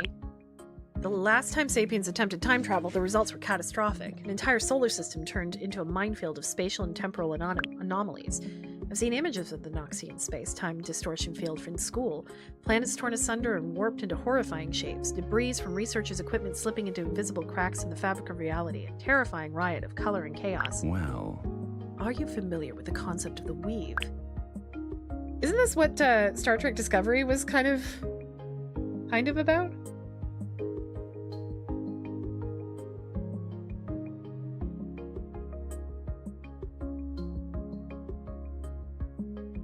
I understand the basics. The dimensions of space and time are woven together, right? That's... Correct. The fabric of our universe. For the sake of this explanation, I'll simplify. I'd really rather not, but as I don't have the time to spend the entire day explaining the minutiae of necessary physics, Sedith picks up a holoscreen from the laboratory counter and types in a series of commands. With a wave of his clawed hand, he summons a projector from the device. A diagram showing a flat grid, a simplified representation of the weave, materializes. Then, with another swift motion from Sedith's claw, a dozen or so strings punch themselves in and out of the weave. Throughout the weave, there are what we call cosmic strings. They were formed at the very beginning of our universe and are woven all throughout the fabric of time and space like a tapestry. More of the strings appear throughout the diagram, woven so thickly that the diagram begins to look, as Sedith said, like an intricate tapestry. These strings exist on a quantum scale, only about the thickness of a proton, but light years in length. The gravitational forces these cosmic strings exert warp time and space around them. The tarsects have the ability to travel across these strings as if they are walking an impossibly narrow tightrope and squeeze themselves through the warped parts of the weave to travel through time. We call this process weave walking. Sedith flicks his wrist, banishing the diagrams and putting down the device. He turns his attention back to the tank and I follow suit. Each bit of light you see in this tank is emitted by a tarsect that has been tagged with a nanobeacon.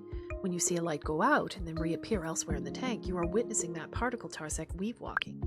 As Sedith speaks, a little green light appears right before my eyes, floating lazily in the vacuum of the enclosure. They're amazing, I say, my voice breathy with awe. I can't help but lightly touch the tips of my fingers to the glass. Some of the little lights float closer towards me, and I stare at them, utterly transfixed. Well... They are magnificent, Sedith hums. Ah. He presses the palm of his hand to the enclosure's glass, a faraway look in his eyes. Right. Imagine what it must be like to be able to travel through time as they do, he says softly, longingly, the multicolored lights of the nanobeacons reflecting in the blacks of his sclera. Sclera?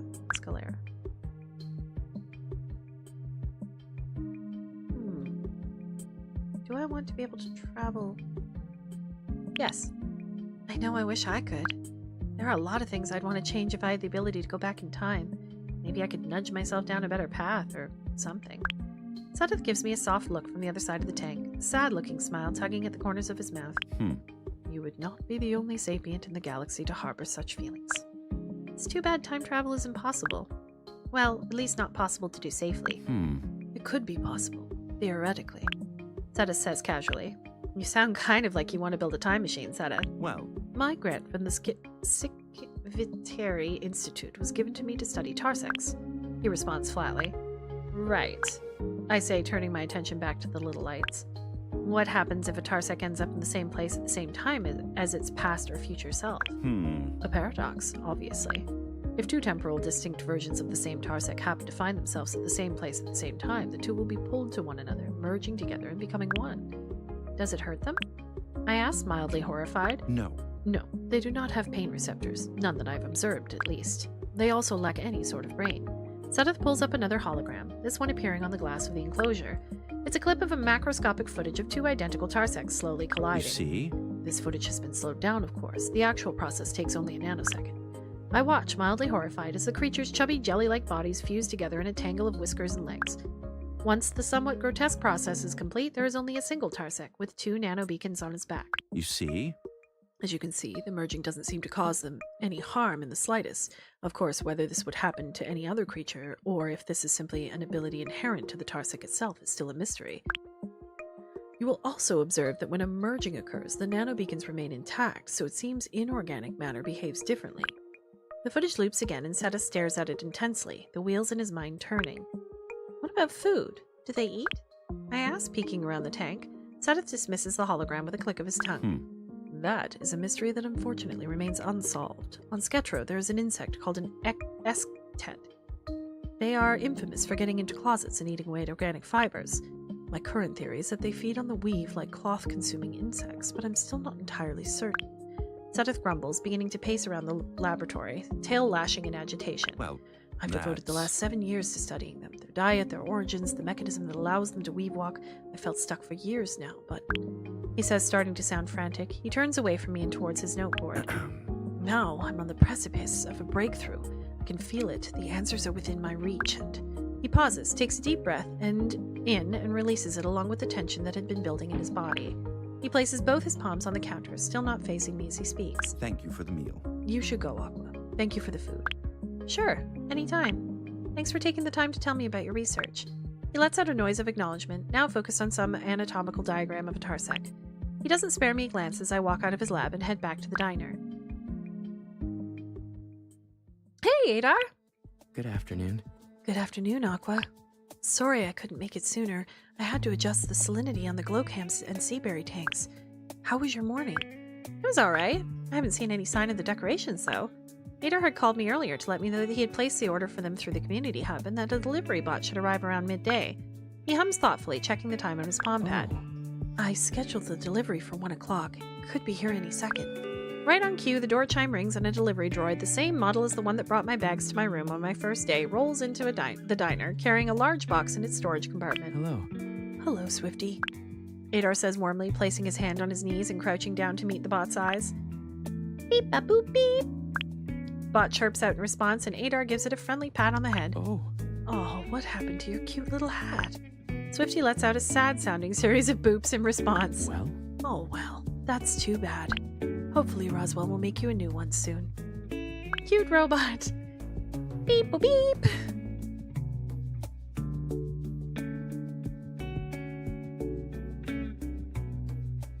Reminds me, in my home D&D game, our Spore Druid has a pet owl named Peanut, but it's really tiny. And so whenever it pops out, I do the voice for it. I'm like, beep, beep, beep. So I make it really tiny and cute. Swifty responds, sounding hopeful. Adar straightens up. That's a good bot. Thank you. Thank you very much for delivering these to us, he says, removing the box from Swifty's compartment and placing it on the counter. Of course I'm going to thank Swifty too. Yes, thank you, Swifty. Beep, ba, boop. Swifty collapses its storage unit and folds into its compact size, giving a few final cheerful beeps before rolling out the door. You take care too, he calls out after it. I didn't know you understood Digicant. Adar smiles bashfully, the corners of his coral eyes wrinkling. No, not I quite. only sort of understand it. I learned a bit back in secondary school, but I'm nowhere near as fluent as Roswell is. I'm mostly just picking up on context clues and making educated guesses. Well, I could understand Swifty was sad about his hat, but I couldn't quite catch what happened to it. I think I heard Officer Mornsey's name. Maybe it was lost and he was helping Swifty look for it? I don't think the hat got lost. You don't? Roswell said the other day that they had a meeting with Officer Mornsey about them making modifications to the station's tech. I'm guessing those modifications included Swifty's hat. Oh. Yes, I guess that makes sense.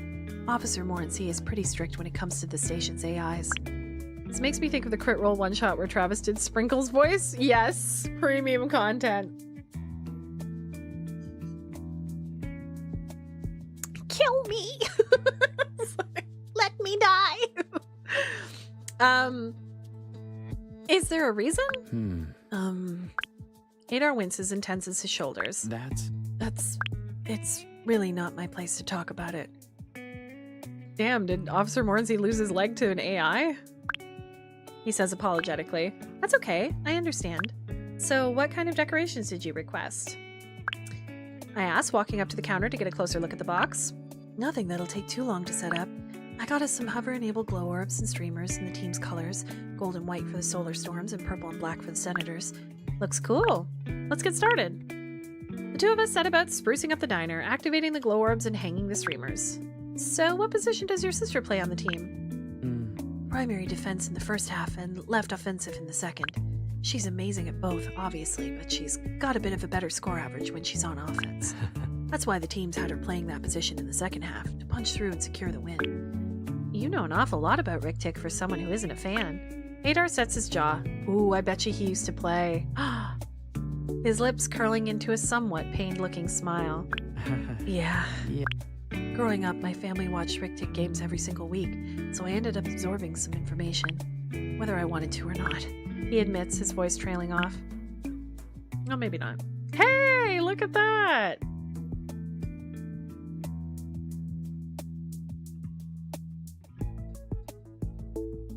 Once the last of the decorations have been put up, the two of us stand back to admire our handiwork. You did a pretty good job, I remarked, nudging him with my elbow.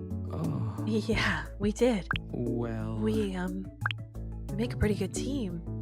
Cutie. Oh my god. I think so too. I guess all that's left to do is set the menu screens to play the broadcast. I take out my palm pad and open the app that controls the screens, setting the Alhalla Broadcasting Corporation sports feed. But for some reason, the display doesn't change. Huh? Why isn't it working? Hockey family, but not a hockey boy. Yeah. I ask, entering the command a second time. Here, let me try.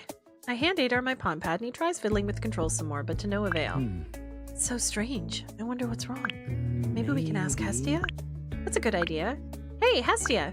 I call out and I hear the sound of speakers crackling to life. Hello. Aqua, how can I be of assistance? I'm trying to switch the menu screen to display so we can watch the Rick Tick game. Is there any way you could help us? Of course.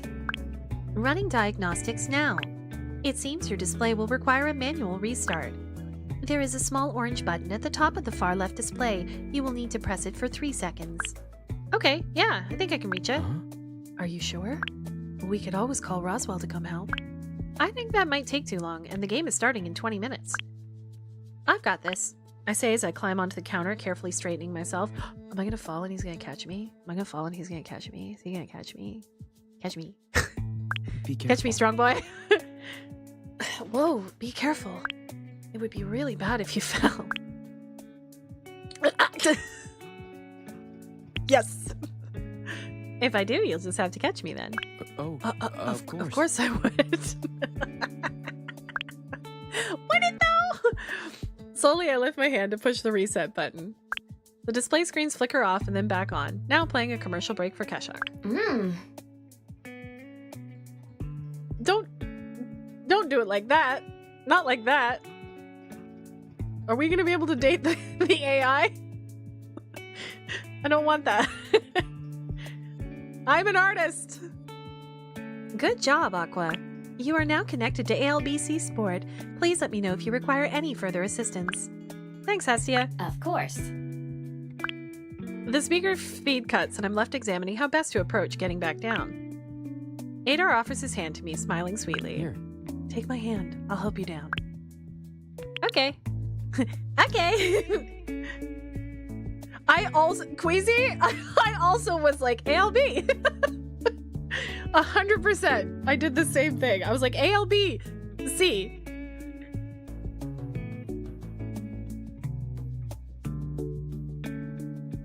Thank you, Adar.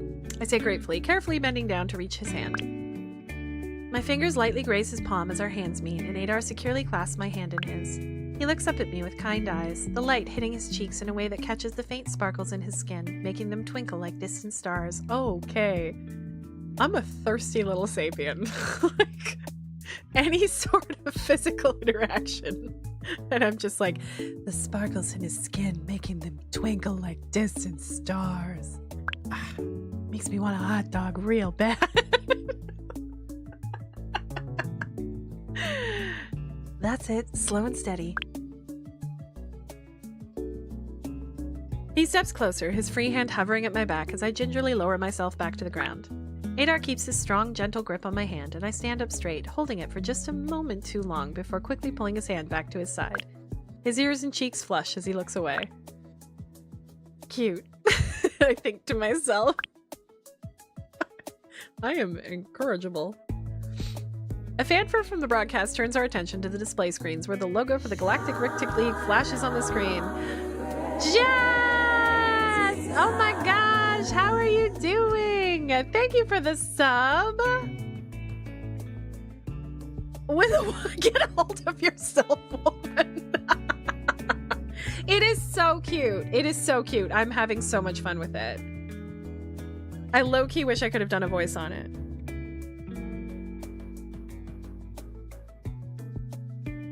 Jess, how you been? Can I give you a shout out? Let me just do that for you. Happy New Year! Phasmophobia. Oh my goodness. This is a scary game. I can't play scary games on here. I can't play scary games, period. That's not true. You good? Good. Yeah, this is such a cute game. I'm having so much fun with it. But also, I'm flirting with everyone. Because what am I, folks? An indecisive bisexual disaster. IBD, IBD, IBD. Fanfare of the broadcast turns to our attention to the display screens where the logo for the Galactic Rictic League flashes on the screen. The logo is swiftly replaced by a live feed from Valhalla, delayed by the 12 standard hours or so the signal takes to be relayed through the broadcast tunnel and reach the Hesperides. Always flirt with everyone if flirting isn't up. Exactly. Exactly. Exactly. The drone-operated camera circles around the stadium, capturing the sandy pitch and the innumerable fans packed tightly in the stadium stands. The shot cuts to an Arulian reporter who looks like he would be in his... be in his mid-40s if he were human standing on the sidelines of the pitch. Could I make them Scottish? Can we make them Scottish? Can I say all the weird words in a Scottish accent, though? That is a bit of a problem. I could make them Irish. The other Arulians I made Irish, didn't I? When I first played this demo. This is Tanatar Ludi from ALBC Sport, coming to you live from the Monument Stadium, where we are only 30 minutes away from the start of this historical final match in the 568th Rictic Cup. The Valhalla Senators will be aiming to secure their fifth? Maybe it's supposed to be fifth. There's a couple spelling errors in this. Their fifth straight Rictic Cup win, facing off against the Tellurian Solar Storms, a team who hasn't made it to the finals in 156 standard rotations. The camera pans to reveal a tall, muscular Arulian woman dressed in the Tellurian gold Rictic gear, her spiky hair pushed back in her dust goggles. We're here now with Mira Ifeldrin, co-captor of the Solar Storms. Mira, how is your team feeling going into this match? There's a family resemblance between her and Adar. Her short cropped hair has the same pinkish purple undertone, and their eyes are the same color of chartreuse ringed coral. But where Adar exudes a soft, reserved aura, Mira seems to be all self-assured confidence. She stands with her shoulders squared, facing the reporter casually, as if Tanatar Ludi is an old friend. We aren't expecting an easy match, Tanatar, but everyone on the team has been preparing for this moment their entire lives. Mommy. We're going to do our best to make the people of Telrion proud. Telrion. I'm sure your whole planet will be tuned in to watch you and the team possibly make history. I steal a glance over to Adar, who watches the screen with an inscrutable expression on his face. Now let's go to Alu Vushu on the senator's side. All right, the decorations are set up, the screens are ready. People should start arriving soon. Is there anything else we need to do? Maybe we could make some snacks? I'm game. Pun very much intended. Can you think of something that folks would enjoy? Well, something fried is always a safe bet. How about we make 2 fried dishes, one with meat and one without? I think that would work perfectly. Let's go get started. I'm right behind you. So I think we make the meat dish, which to me should be the Fat fried Cat like Bottom smiley said bun, hi. right? I'm new here. This is my first time. Hi FCT, how's it going? This is how we made this, right? Yeah, there we go.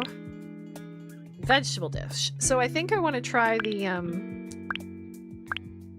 the snow root chips. Oh no, let's there's got to be something. Maybe some beans.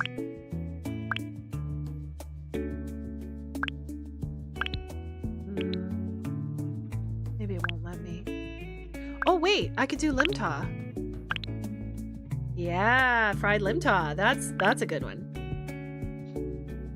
Because fried tofu is very good. I'm good. I'm good. Having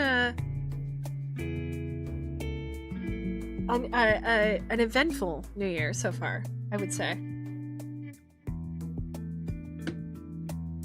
I already hit one of my goals, accidentally, sort of.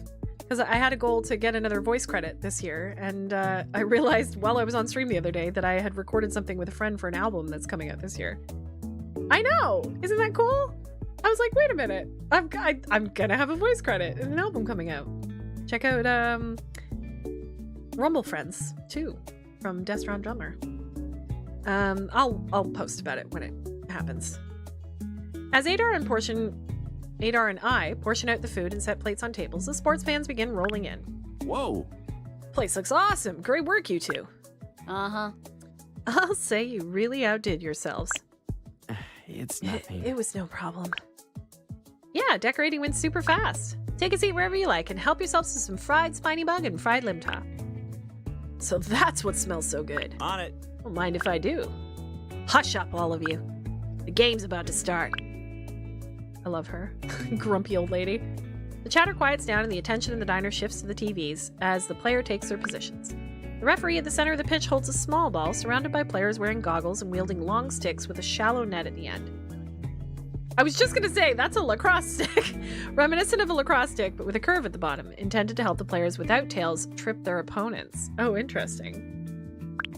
The countdown starts, and when it hits one, the referee drops the ball and the game begins. The announcer rattles off plays at lightning speed, trying to keep up with the fast pace of the game as players toss the ball to teammates and move towards the opposing side's goal. Their opponents attempting to intercept the ball as it flies through the air, swiping at them with their tails or the back ends of their sticks, or just good old-fashioned tackling. Occasionally, a player will use the dusty terrain to their advantage and kick up a cloud of dust to reduce their opponent's visibility, and the broadcast will switch to an infrared camera so as to help fans follow the action. Well, that's cool. Hi. I made it. Vega calls, rushing through the door. Phew. What did I miss? Nothing at all. The game's just started. Thanks to stars. Yay! Go team! Vega cheers. Oh yeah, I almost forgot to ask. Who are we cheering for again? Well, I'm cheering for the Senators. Oh dear. Vado chuckles. The purple team. But I think almost everyone else here is cheering for the gold team, the Teleron Solar Storms. Telrion. Tisky and I would be cheering for the World Claws if they made it to the finals. Ashket interjects from her seat at the booth by the window. But we've got a special connection to the Solar Storms. Adar's baby sister Mira is the co-captain of the team. Vega cranes her neck, looking past Vato to where Adar stands. Seriously? yeah. Yeah. See the Aurelian woman with the big number 6 on her uniform? That's her. Adar points to the screen and Vega follows his direction. The camera has moved to infrared, but the broadcast has put little portraits of the players in their corner. Her eyes go wide and she looks from the screen to Adar and back again. Oh my stars. No way. I can totally see the family resemblance. Vega bounces over to him excitedly. That's so cool. Do you play Rick Tick too, Adar? No. No. My parents tried enrolling me in a children's league when I was little, but I was awful at it. It's just such an aggressive game, and I'm not that. That makes sense.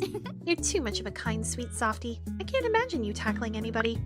Vega says affectionately, ribbing Adar with her elbow, but Adar's posture tenses at the comment, and I notice a slightly pained expression flashing across his face. Did he hurt someone? Is that what happened? Yeah. He says, crossing his arms and laughing uncomfortably.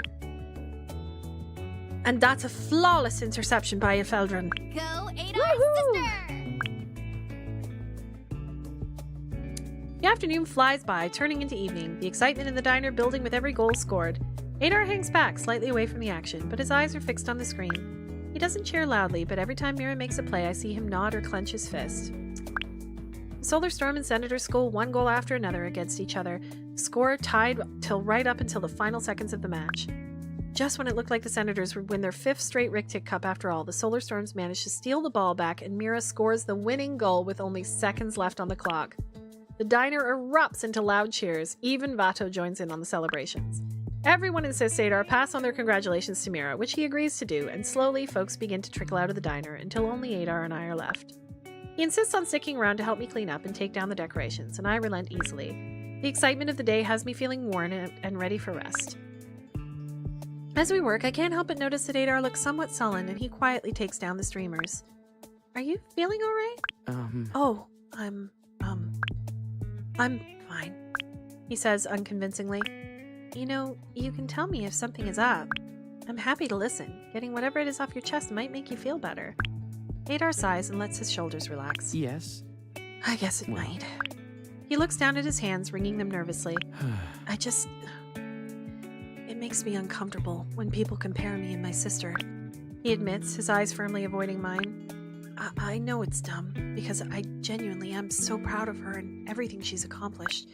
I want to be a great big brother and cheer her on, because that's what she deserves. But when we were kids, people were always comparing us, our parents especially.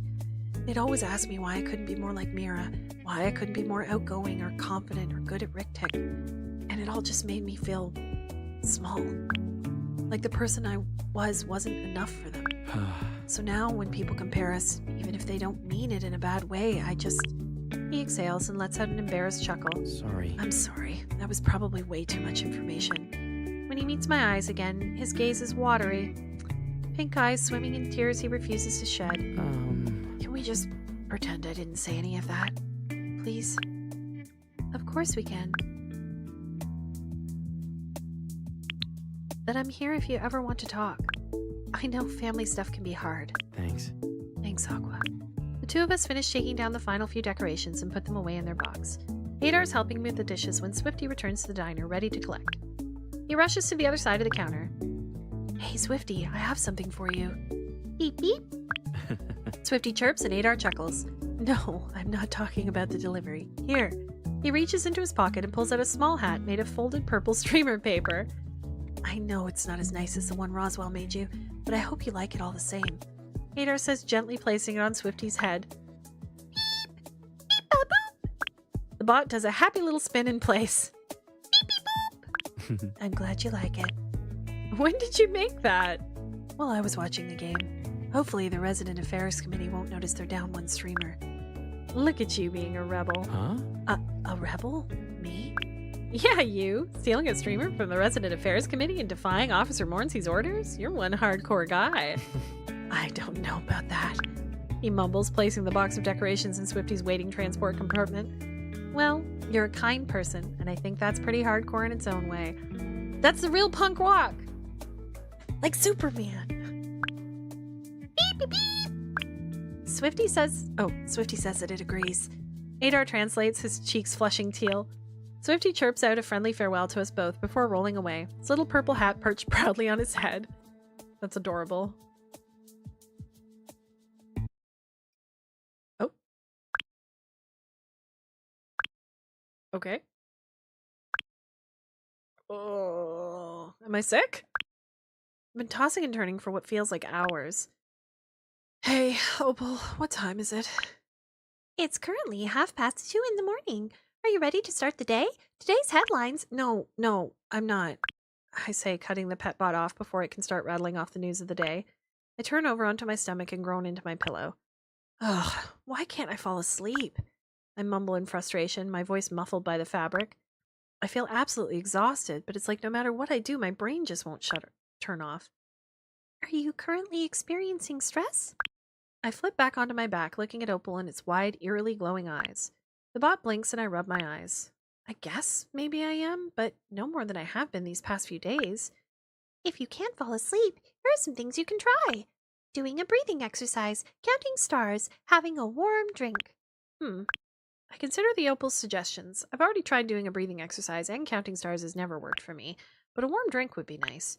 I remember late nights as a child when I was given a hot, sweet, lightly spiced mug of soy milk before being ushered back to bed. I would always sleep so soundly afterward. Well, it's worth a shot. I roll out of bed, pull on some comfy yet semi-presentable layers, and head down to the Milky Way Diner. I walk through the corridors leading to the elevator that will take me to the promenade. It's quiet, and the ambient... Don't I have a kitchen? We have, like, a shared kitchen. I guess maybe there's no soy milk. Time of day, or rather night. I call the elevator and press the button for the promenade. A few moments later, the elevator stops at another residential level. The door slides open and I see Officer Morency, his hand in the pocket of his green hoodie, with a tired look on his face. The dark circles under his eyes are deeper than ever. Oh, hi, Officer Morency. Hello. Hello, Aqua, he says, stepping into the elevator. What are you doing up and about this late? I ask as the elevator resumes its descent. Are you having trouble sleeping too? Pretty much, he says with a roll of his shoulders. Taking a walk sometimes helps, though. The elevator stops, its doors opening out onto the promenade. I start to step out of the elevator, but I pause and turn to him.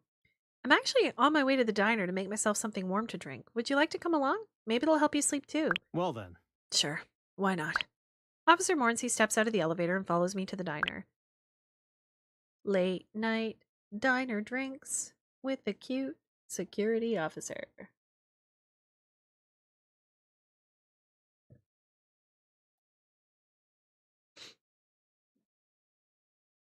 It's weird that there's no music. So what kind of hot drink are you making? Just some sweet soy milk for myself. Is there any particular way you prefer it, though? I'm easy. Just make it however you like. Are you easy? Sure, you got it. All right. Well, I guess this is... So I think we want soy milk, sugar, and spices, yeah? Warm spiced soy milk. I fill up 2 mugs with the hot soy milk and place one in front of Officer Morency. Here you go, officer. I place the warm mug in front of him. Shiwu. He corrects, the ghost of a smile playing on his lips as he picks up the mug and takes a sip. Well? You can call me by my first name, you know. It's not a big deal. I know it isn't, because all his friends seem to call him by his first name. But I still feel my chest tighten at the look Officer Morency, or rather, Shiwu, gives me. Oh, yeah, sure, I can do that. I tear my eyes away from his and take a sip of my own drink. It's not quite the same as the one my parents used to make for me back home, but it's nostalgic all the same. A calm feeling spreads throughout my body as the sweet drink warms me from the inside out.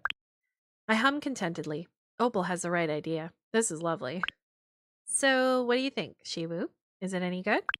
I asked, testing out calling him by his first name after a few moments of content silence. This is delicious. I'm glad you think so. So how often do you have trouble sleeping? If you don't mind me asking, that is. I don't mind. It's been a problem for most of my life, really, so I'm used to it. That must be tough. I have good nights and bad nights, but lately, I've been having a lot more bad nights. Do you have something on your mind? I ask. I struggle if I don't get a good night's rest. It must be hard for him to deal with insomnia every single night. Yes. I guess you could say that, ever since the other day when the security team and I rescued Vega from her ship.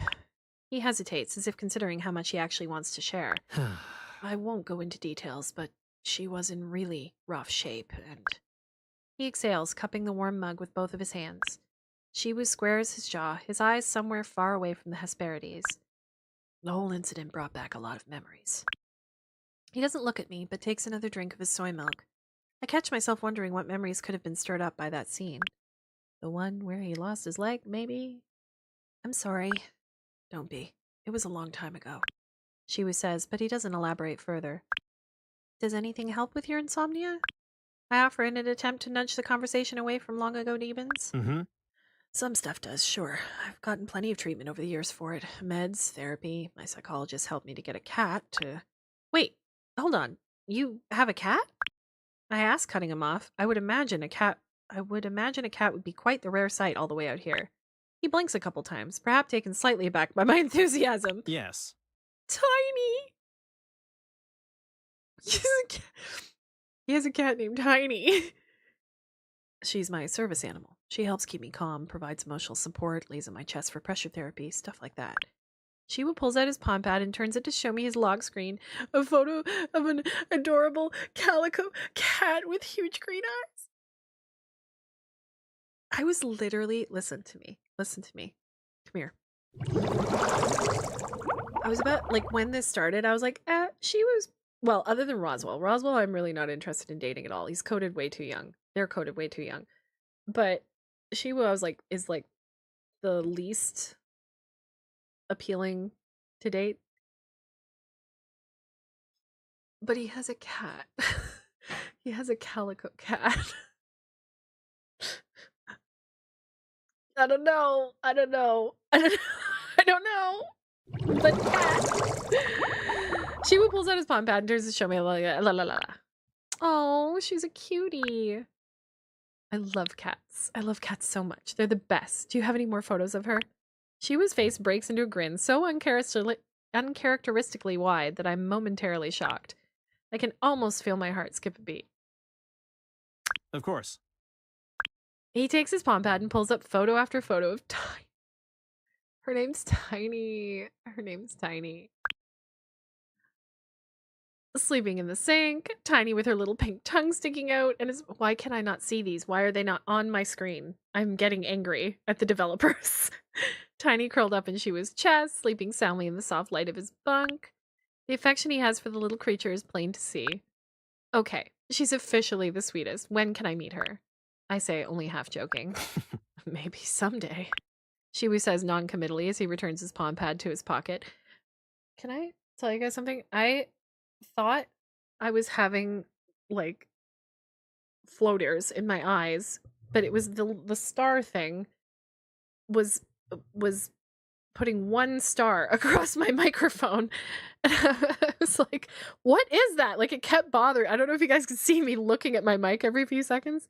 Anyways, Tiny hates just about everyone. Oh, she's not gonna hate me. Let me tell you something. She's not gonna hate me.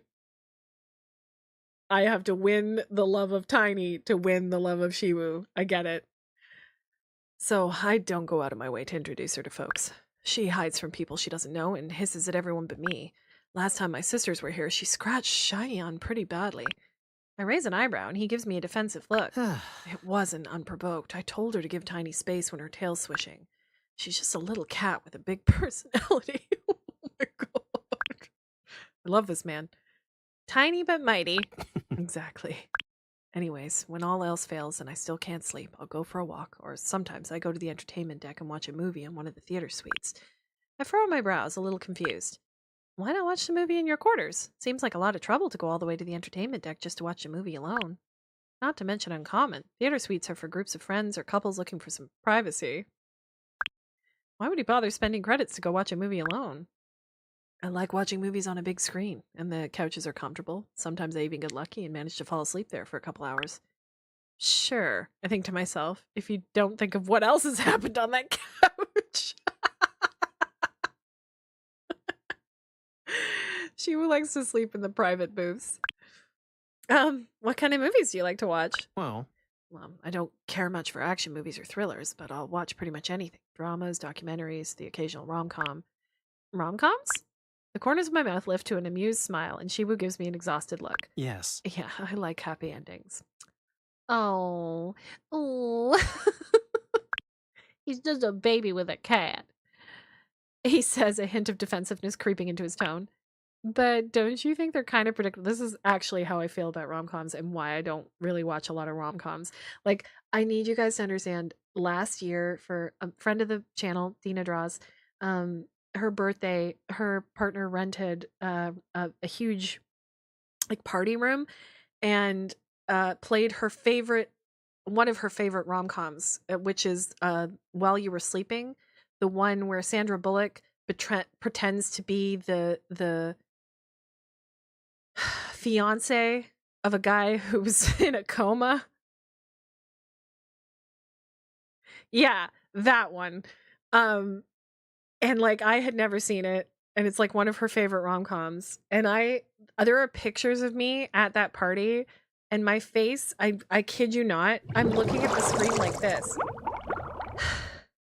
Like and I was like, this is one of Dina's, like, my best friend's favorite movies. I am so committed to like watching this to make sure that I can understand more about what she loves about these movies. And my face was and like it was so predictable, and so I can't stand the trope of like, I can't possibly tell them the truth because then they won't like me anymore. And like the miscommunication, like that stuff actually drives me nuts. Like I'm just like, can everybody please just be honest? And also, you're doing terrible things. You're all doing terrible things, because then she's pretending to be the fiance of the guy in a coma who doesn't know who she is. And then his brother and her start like having feelings for each other, which like, so if it was true that she was the fiance of the brother, that would be terrible. Like and then she's like, I can't tell him. And then he wakes up and he doesn't remember her, and they're like, well, it's your concussion. You had a concussion. You don't remember your fiance. You remember everything else, but not your fiance. And he's like, okay, that must be true. So I guess I'll marry her. Like the whole thing is just like, and this is the thing about romantic. There's very few romantic comedies that I can sit through because it's just not my bag. I'm glad people like it though. If you like it, all power to you. And I do think there is an appeal. I think there's, an appeal to having something be predictable and have happy endings and be, somewhat more fantasy based than reality based. But yeah, this is how I genuinely feel. Don't you think they're kind of predictable? There's no real tension when you know the characters are going to end up together. That's part of why I like them. When you know things are going to work out in the end, you can just relax and watch how the characters get there. Which, yeah, that's true. It's nice. The defensive tone melts away to something warmer, and a ghost of a smile threatens to tug at the corner of his mouth. Galaxy is chock full of unpredictable, scary, depressing shit. And this is exactly Dina's, opinion as well. Sometimes you want to lose yourself in a story for a couple hours and just watch everything work out in the end. Hey, Drunkers, how's it going?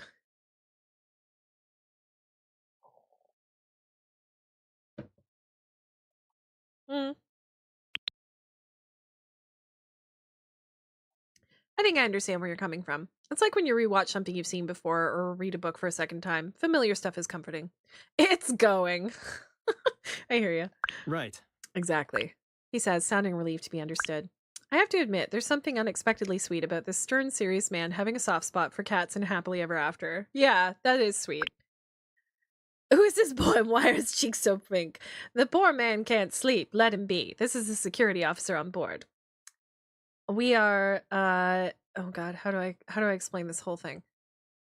I've come to this space station because my aunt has passed away and I have decided to take over the Milky Way Diner, which she used to run. So I am meeting all the people on the ship and I am mercilessly flirting with all of them, and a lot of them are flirting back with me, but we haven't made any decisions yet. We are still just following the story.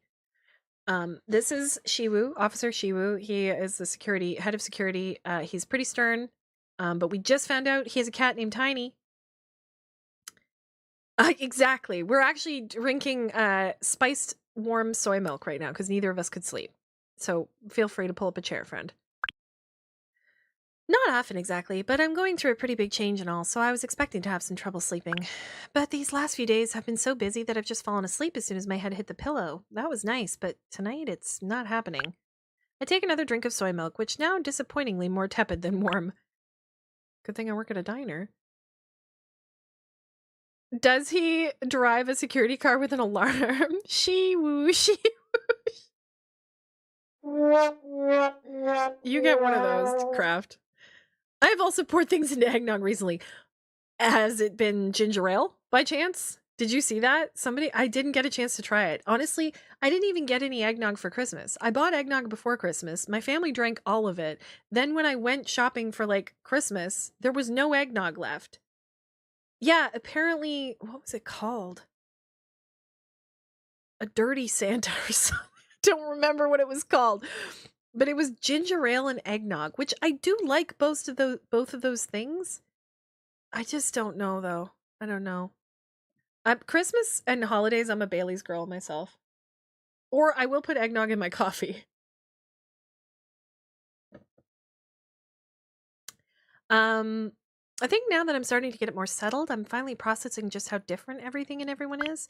Every day I'm learning so many new things, which is good, obviously, and I'm grateful everyone has been so patient explaining stuff to me. I let out a dry laugh, but I feel like my head is going to explode. It feels silly, like I shouldn't be so thrown off when everyone's been nothing but kind and helpful to me. I say, a guilty feeling clawing at my stomach. It's perfectly normal. I've felt the same way. You have?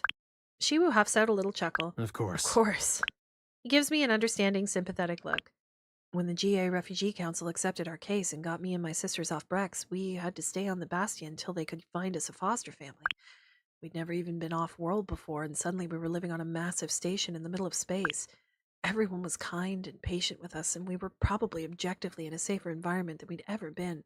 But it took us a while to get used to everything and actually feel safe. Shiwu explains. He mentioned the other day that he was 14 when he had left his home planet. Without his parents, I can only imagine how he and his sisters must have felt. Hi, Cobra.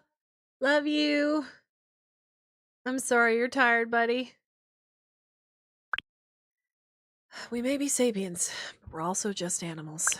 Our brains want to keep us alive, so new people, new environments, new gravity, all that stuff takes getting used to, so your brain knows you're not in danger. Sorry.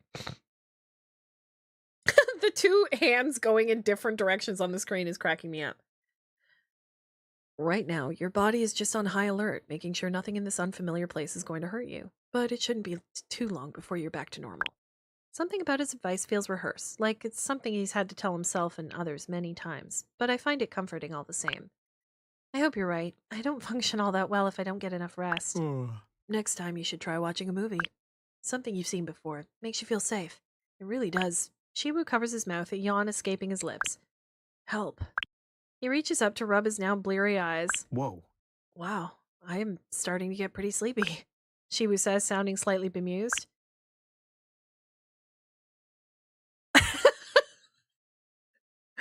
This is my should I flirt face.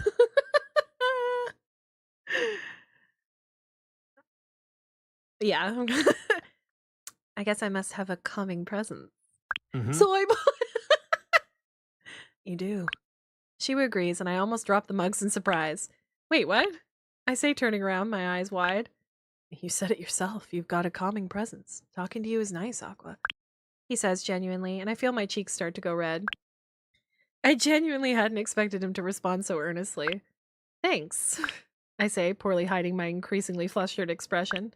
A brief look of surprise crosses Shiwu's face, and he averts his gaze from mine and lets out an awkward-sounding chuckle as he runs her hand through his hair. Don't mention it. My cheeks are red. No. His own cheeks starting to go pink. We're all blushing, I say as I put the mugs in the sanitizer and start the cycle. I know what you mean, though. I'm feeling pretty sleepy, too, I say, fighting back the yawn of my own. I'm gonna head back. You coming? Lead the way. Sir. As we all blush. Good morning, Aqua. Today's GAC date is 01.05.m2/6791.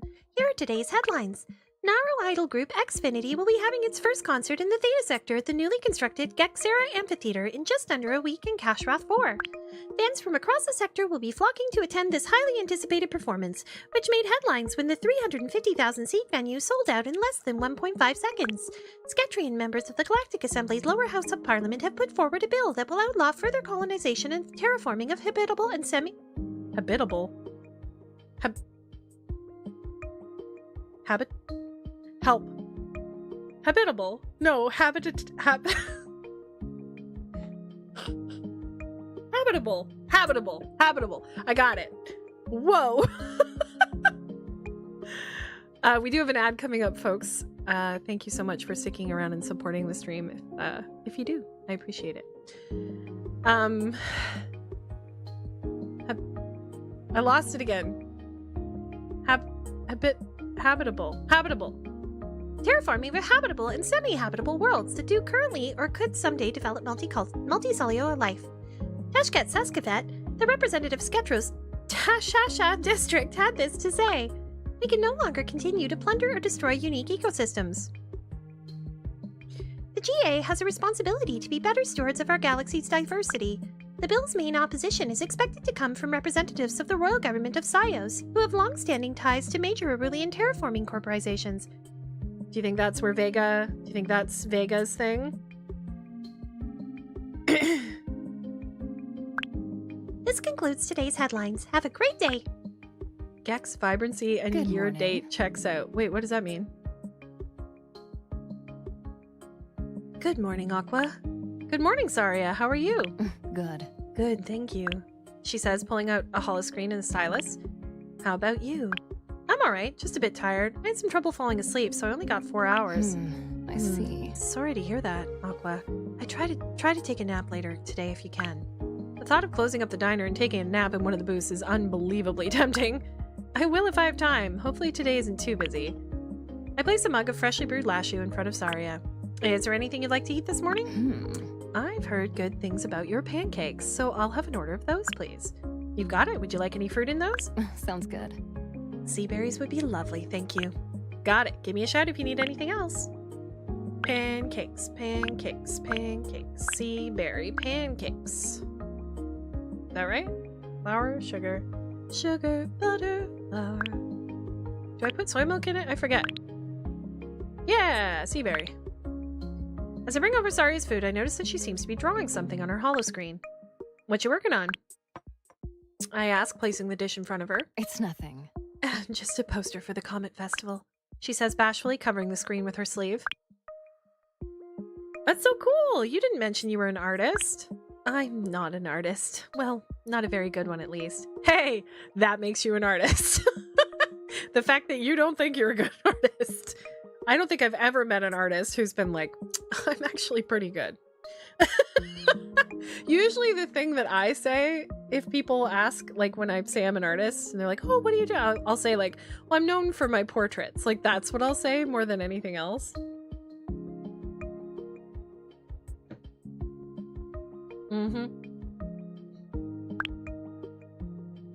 That's okay, neither am I. I'm sure you're better than you give yourself credit for. Can I see what it looks like so far? I'd rather show you when it's finished, if that's all right with you. Of course, no pressure. She gives me a grateful look before collapsing her holoscreen and pen. Saria turns her attention to the plate of food in front of her. This looks lovely. Thank you, Aqua. Let me know if I can get you anything else. The door of the diner opens and... Who's it gonna be? Laru? Oh, Roswell. Morning, Roswell. Hey. Hi. Oh, Roswell's tired. They respond mercilessly, taking a seat at the counter. Their usual positive energy is nowhere to be seen. I say I went to art school and that's all I got. Yeah, I didn't even do that. They slump over, barely even acknowledging the mug of lashu I place in front of them. What can I get you? I don't know. Whatever. I don't have any whatever on the menu, sorry. I joke, thinking it might lighten their mood. The flat look they give me tells me I've failed. Just whatever you want to make for me. If it's food, I'll eat it. Okay, then. This attitude is so unlike them, I'm almost a bit freaked out, but I decide to just go ahead and make them some food. I mean, can't go wrong with pancakes. Oops, not salt. Sugar.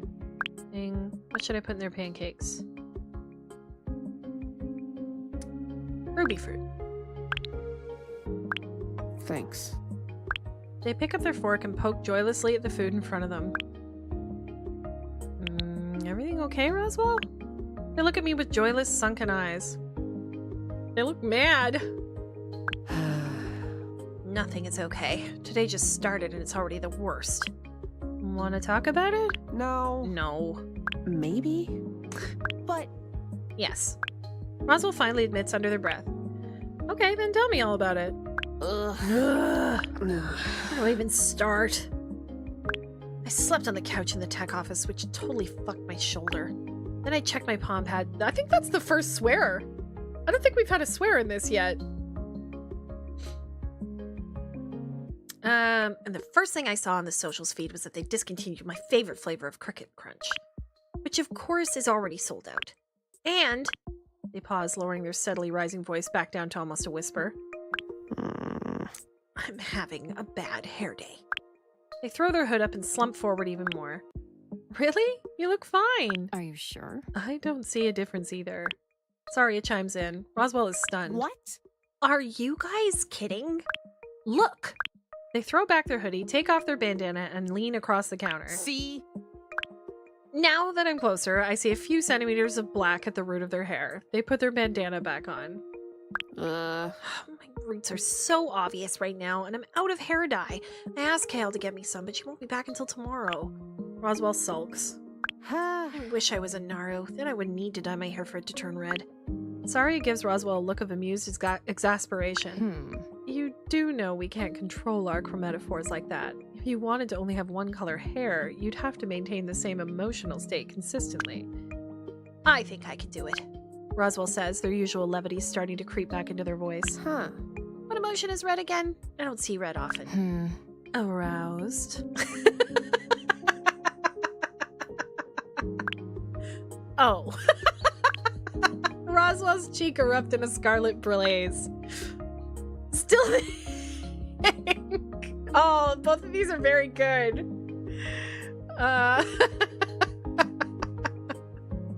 Let's do this.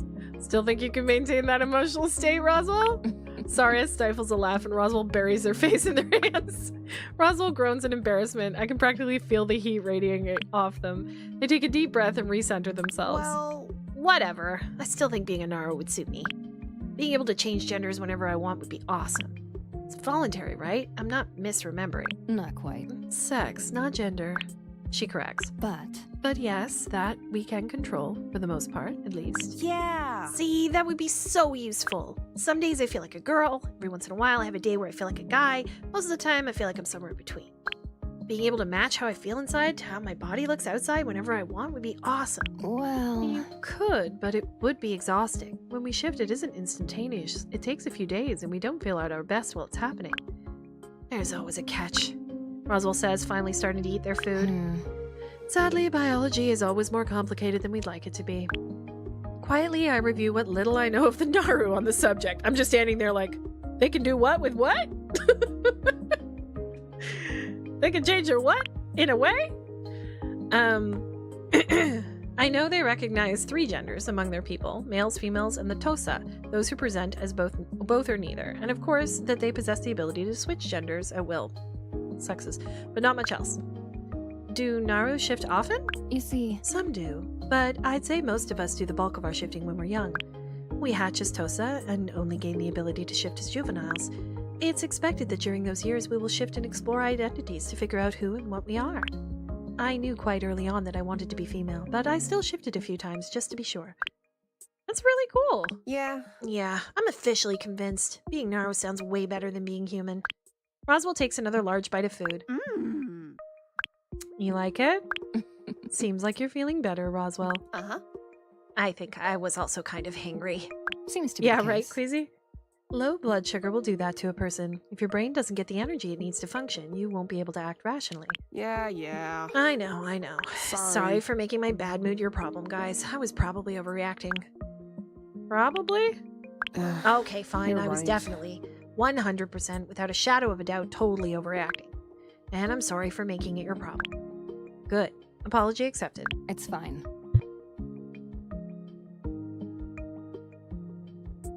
Yes, don't worry about it too much.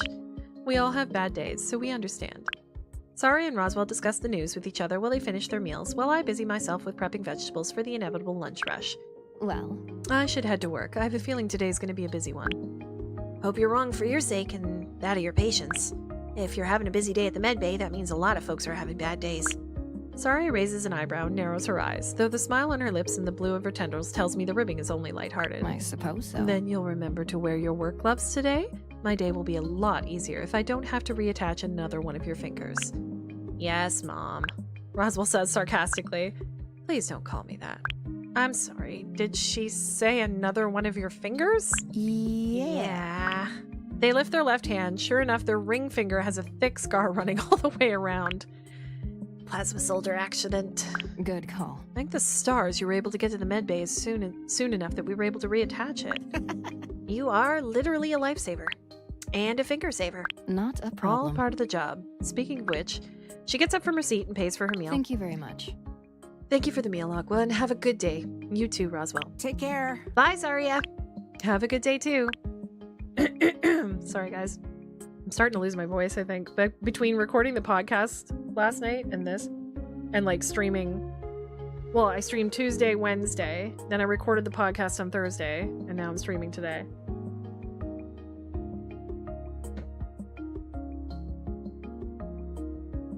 So I'm getting a little bit of wear and tear. Saria disappears out the door and Roswell turns to me with a Cheshire cat grin. Huh. By the way, Aqua, got any plans for tonight? Nope, my schedule is wide open. Good. Roswell clears her throat, putting on a formal tone. Seteth and I wanted to extend an invitation to you for our weekly game night. Oh my god, they're board gamers. It's just in the common area of our block. They say, dropping the accent. What kind of games are you guys going to play? You'll have to join us to find out. Roswell responds coyly. The thing is... What do you say, Aqua? Just a heads up, I'll forgive you if you don't come, but Seteth will absolutely hold it against you. Probably forever. And it will make for a very awkward living situation. I guess I don't have a choice. Well... You have a choice, but some choices have consequences. Like my grumpy neighbor holding a perpetual petty grudge against me? Yeah. Pretty much. He's no joke. One time I bailed on a game night and he didn't talk to me for a week. Probably would have been longer if he had someone else to play games with. Since we weren't speaking, I figured game night was off, but then he showed up at my door all confused. Thanks. Thanks for the food, Aqua. I feel so much better now. Today might turn out to be not so bad after all. Always happy to help, Roswell. Now, if you'll excuse me, I've got a date with a faulty air filter on level 6. My job is incredibly glamorous, I know. They get up from their seat and stretch, then wince in pain. Ow.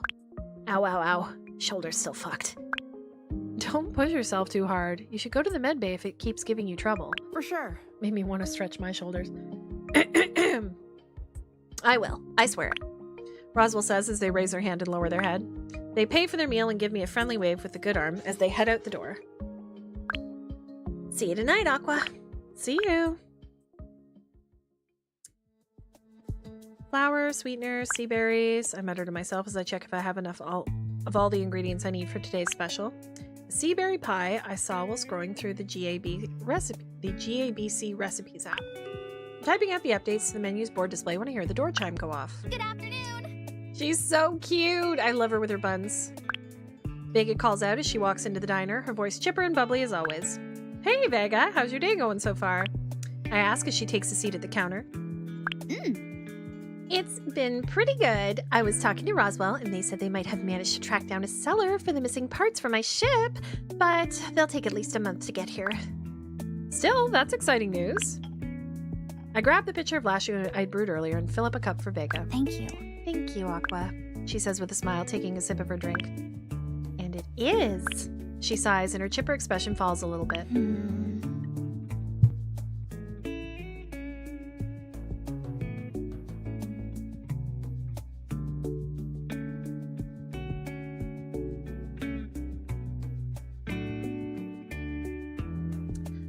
I'm a little disappointed, though. I was really hoping to make it to Kashroth 4 by later this week. Oh, did you have plans? Kind of. Kinda. There was a show I was... Sorry, Vega, hold that thought. I'm just gonna get them settled. I say and look over Vega's shoulder to greet them. Hi, welcome to the Milky Way Diner. Take a seat wherever you like. The teal-skinned Naru smiles and nods in greeting, taking a seat at the counter a few stools away from Vega. Cute. Would you like some lashu? Thank you. That'd be great, thank you. They answer, and as they do, I see Vega's head whip around to look at them. Her eyes widen, and she quickly looks away. Oh, is this the performer? Because that would be so funny. Focusing intently on her own drink. Okay, that's weird. Wait, it's not that guy, is it? I shrug it off and pour out the customer's last shoe, placing it in front of them. So let me know when you're ready to order. Customer nods in appreciation and looks to the menu board. I turn my attention back to Vega. Sorry, Vega, you were saying? Vega snaps back to attention, having spaced out a bit. Huh? I was saying something? She asks, her hands fidgeting. You were about some kind of show you wanted to catch? It's nothing. Don't worry about it.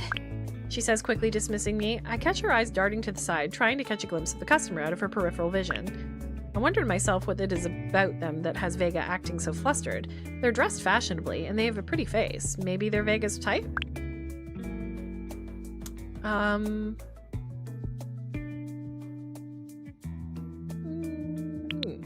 I lean in and whisper to Vega conspiratorially. They're pretty cute. I don't know what you're talking about. She mutters under her breath. Are you sure? Because you keep stealing glances. You know, if you want, I can be your wingman. I'm pretty good. Vega looks startled and pulls away from me. Human food does sound great right now. She says, her voice a bit louder than her normal volume. There's a nervous tone to her voice, and I catch her stealing another glance towards where the customer is sitting.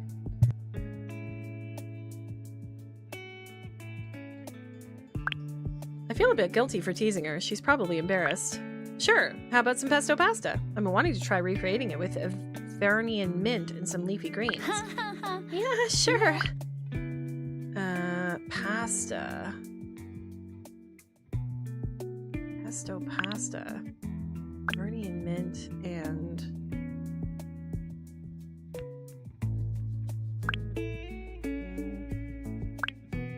I guess noodles and salt and soy milk. I don't know. Nope. Oh, there it is. Pesto pasta. Here you go, Vega. I say, placing the dish in front of her. Thank you. She mumbles, immediately tearing into her meal. She's been so quiet since the Naru came in. Normally, she would chatter away with me, either me or whoever else happened to be in the diner while I cooked. Instead, she was silent, looking restlessly as she scrolled through her palm pad. Maybe I'll ask her about it later. That sounds delicious. I'll have the same, please. Vega jolts a little as the stylish Naru speaks up. Oh. But would you be able to add some glow clams to mine? They say with an easy smile. For sure, I can do that. One order of pesto pasta with glow clams coming right up. So we're doing this, noodles, salt. What did I say? And that. And glow clams. Ooh, cute. Once I'm finished cooking, I give the Naru their order first, placing the dish of pasta in front of them. Here's your meal. I hope you enjoy it. Thank you.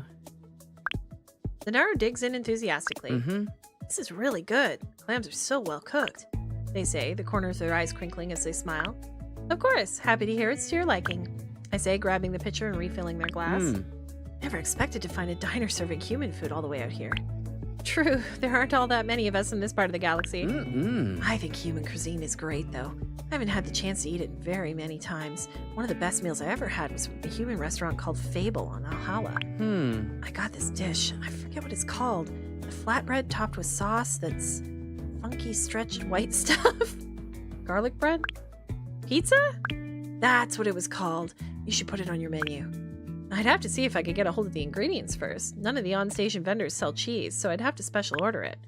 Cheese?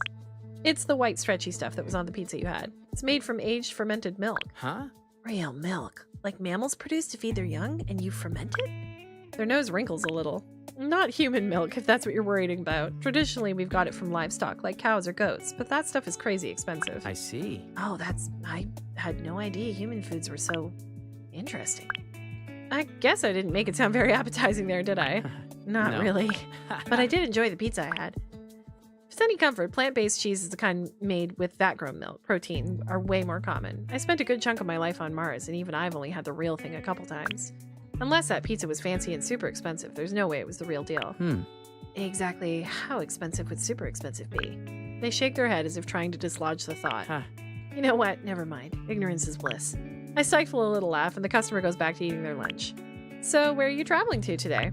I'm headed to Gaxara on Krashroth 4. Seems like an especially popular destination these days. Any special reason for the trip? Oh, just a work thing. Well, I hope you still get to have some time to enjoy yourself. My friend mentioned a show going on there. Not sure what band or singer, but maybe it'd be fun to look into. Vega shoots up from her seat, her face dark teal as she walks purposely behind the counter and towards the walk-in. I stare at her in surprise. Vega, what do you think you're... Oh, Aqua, I need to talk to you now. She says in a hushed tone before turning her heel, stepping into the walk-in and closing the door behind her. I turn to face the customer, who looks just as confused as I am. I'm so sorry. I need to take care of whatever she's up to. Just sit tight, enjoy your meal, and give me a shout if you need anything, okay? Of course. Sure, thank you, Aqua. I turn on my heel. Oh, we haven't been in here. I turn on my heel and enter the walk-in, closing the door behind me. Vega looks at me stone-faced with her arms crossed. Seriously? Do you seriously not know who that is? No? Should I? Oh, duh. That's Tao from X Infinity. Is that a band? Oh dear. They're only the most popular idols in the galaxy. How are they here? Vega paces around the walk-in, restlessly running her fingers through her ponytail. She stops and looks back at me, a look on her face of bewildered disbelief. What? You really don't recognize him? You see him every day. What do you mean I see him every day? Seriously? He is the guy in the poster. She grabs my wrist and drags me to the little window out of the walk-in in the diner and points outside. My eyes follow her finger to the poster advertising a brand of Quillume on the wall, and then to Tao, as Vega called him, who looks up from his meal and waves at us with a smile.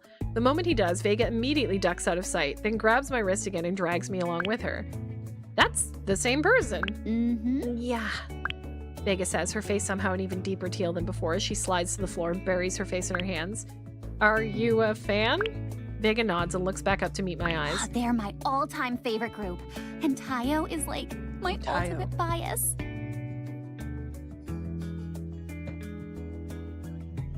My ultimate bias?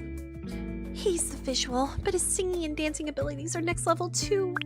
Vega explains, her eyes lighting up once again. He's got the most unique voice in the whole group and even wrote some of their songs.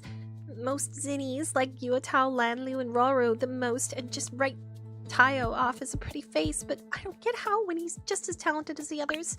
She sighs wistfully, her red eyes sparkling. He's always so nice in interviews, and he gets so passionate when he talks about the other members and their music.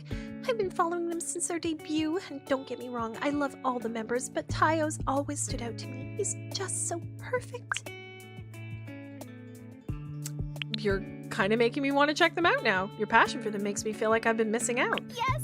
You totally should. I'll send you a playlist with all the essential listening. I can't believe they're here. Vega buries her face in her hands and groans. Oh, this is so embarrassing. I was trying so hard to play it cool, but when you mentioned the show to them, I panicked, and now it's just...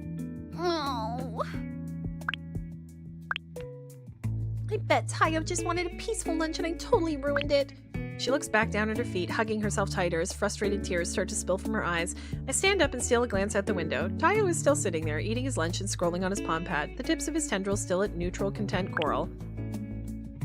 I'm gonna comfort her. I crouch back down to Vega's level. Hey, it's going to be okay, Vega. I reach up, cupping my hand to her cheek and wiping away a tear as it falls. She looks at me, eyes still misty, her face flushing a deep teal. Oh, Aqua. She says softly, shyly. I give her a reassuring smile as I pull my hand away. Tayo doesn't look upset or anything. I'm sure they're used to being recognized in public. If you're feeling awkward, you could just say a polite hello or maybe apologize if you feel like you really need to. You really don't think they're mad at me? I feel like as long as you're polite and respectful, you probably won't have anything to worry about. Thanks, Aqua.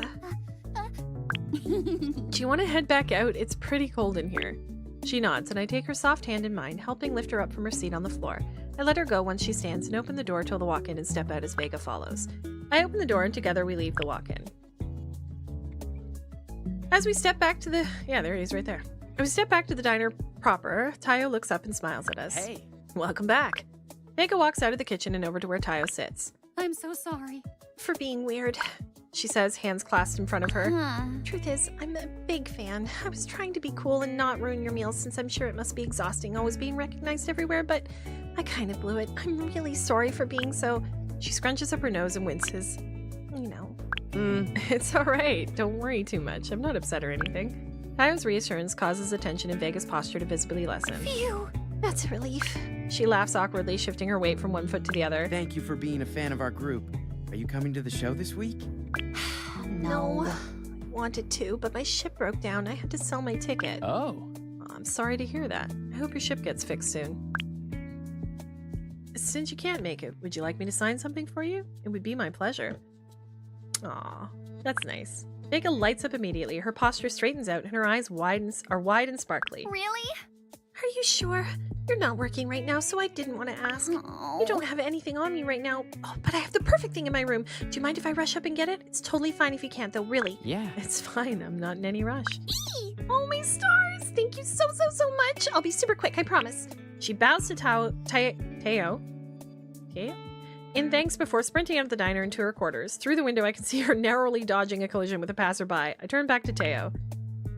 Can I get you anything for dessert? Seaberry tart sounds nice. I'll have that. You've got it. Tart. You bake a tart. Seaberry tart. So probably sugar? Flour? Hey! Look at me guessing. I slice into the pie, plating up a slice for Tyo. Thanks for being so understanding. You really did make Vega's day, maybe even her rotation. And sorry for not recognizing you. Your lunch would have been a little less dramatic if I hadn't suggested go to your own concert for fun. It's no problem. It's all part of the job, and I genuinely am grateful for all our fan support. It was refreshing getting to talk to someone who didn't immediately know everything about me, though. It felt good to be treated just like an ordinary person for a change. Well, as far as I'm concerned, you are just an ordinary person. Well. Maybe once Vega sends you that essential listening playlist, you'll see me differently. You know, my next flight doesn't leave till tomorrow morning. If you're free tonight, maybe we could hang out. Talk more like ordinary people. Am I getting hit on? What's happening? Sir? What's that? You want to hang out with me?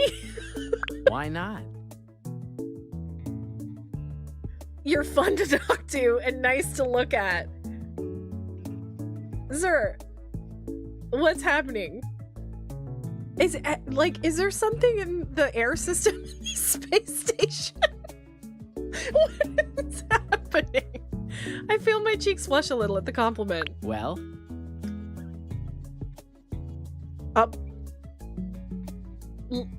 So, this Aqua would say yes to this, frankly.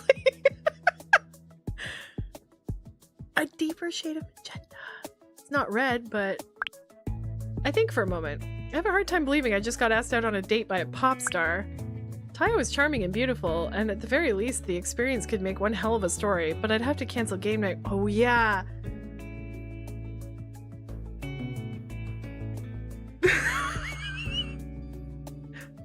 I'm a bad friend.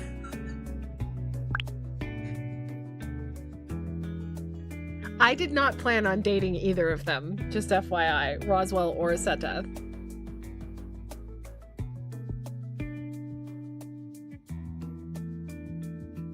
I feel an eensy bit bad. But like, listen, if I had game night, if I had a D&D night planned, and then who? Tom Hiddleston? Norma Reedus? You know what? My friends would understand. Yes, your friends would be fun. That's what I'm saying. If Ariana was like, want to go get drinks? You'd be like, yeah, let me just beep, beep, beep. Hey guys, this is, yeah, I can't come. And they'd be like, yeah, go. Sure, it's a date. I say, doing the best I can to sound cool and casual. I feel a bit guilty for bailing on game night, but hopefully I'll be invited to the next one. Next one! There's lots of time for game nights. Right? Exactly.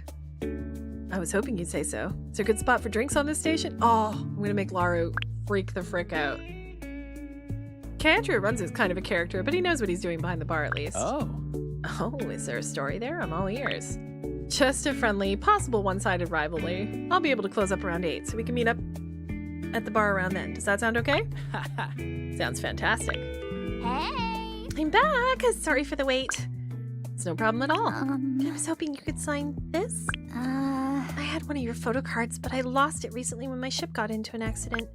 Now it's out there somewhere, floating in space, which totally sucks because it was a super rare one. Of course. I'm sorry. Wish I could replace it for you, but I love this book. I'd be happy to sign it. It's on the inner front cover, okay? Mm-hmm. Of course. I got it after you posted about it, and I love the story so much.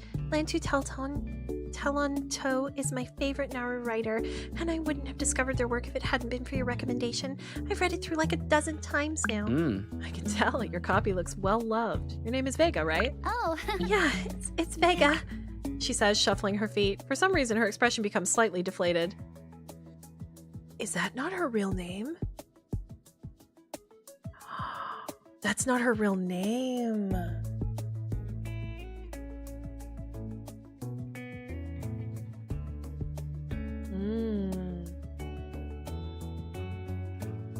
Interesting. Handing the book and stylus back to Vega. Thank you for supporting Xfinity, Vega. Hopefully I'll get to see you again someday at one of our events. Thank you, thank you, thank you, thank you! This is awesome! I'm gonna treasure it forever. Vega clutches the book to her chest, her red eyes becoming misty once more. Thank you. I'm gonna head out. Thank you very much for the meal, Aqua. I'll see you later. See you later, Tao. Teo? Teo. I should learn to pronounce his name. Enjoy your day till then. Teo waves goodbye to me and Vega and leaves the diner. Once he's out of sight, Vega turns to me. What? Did you guys make plans? I hesitate for a moment, wondering if I should tell Vega her ultimate bias asked me out for drinks and fun.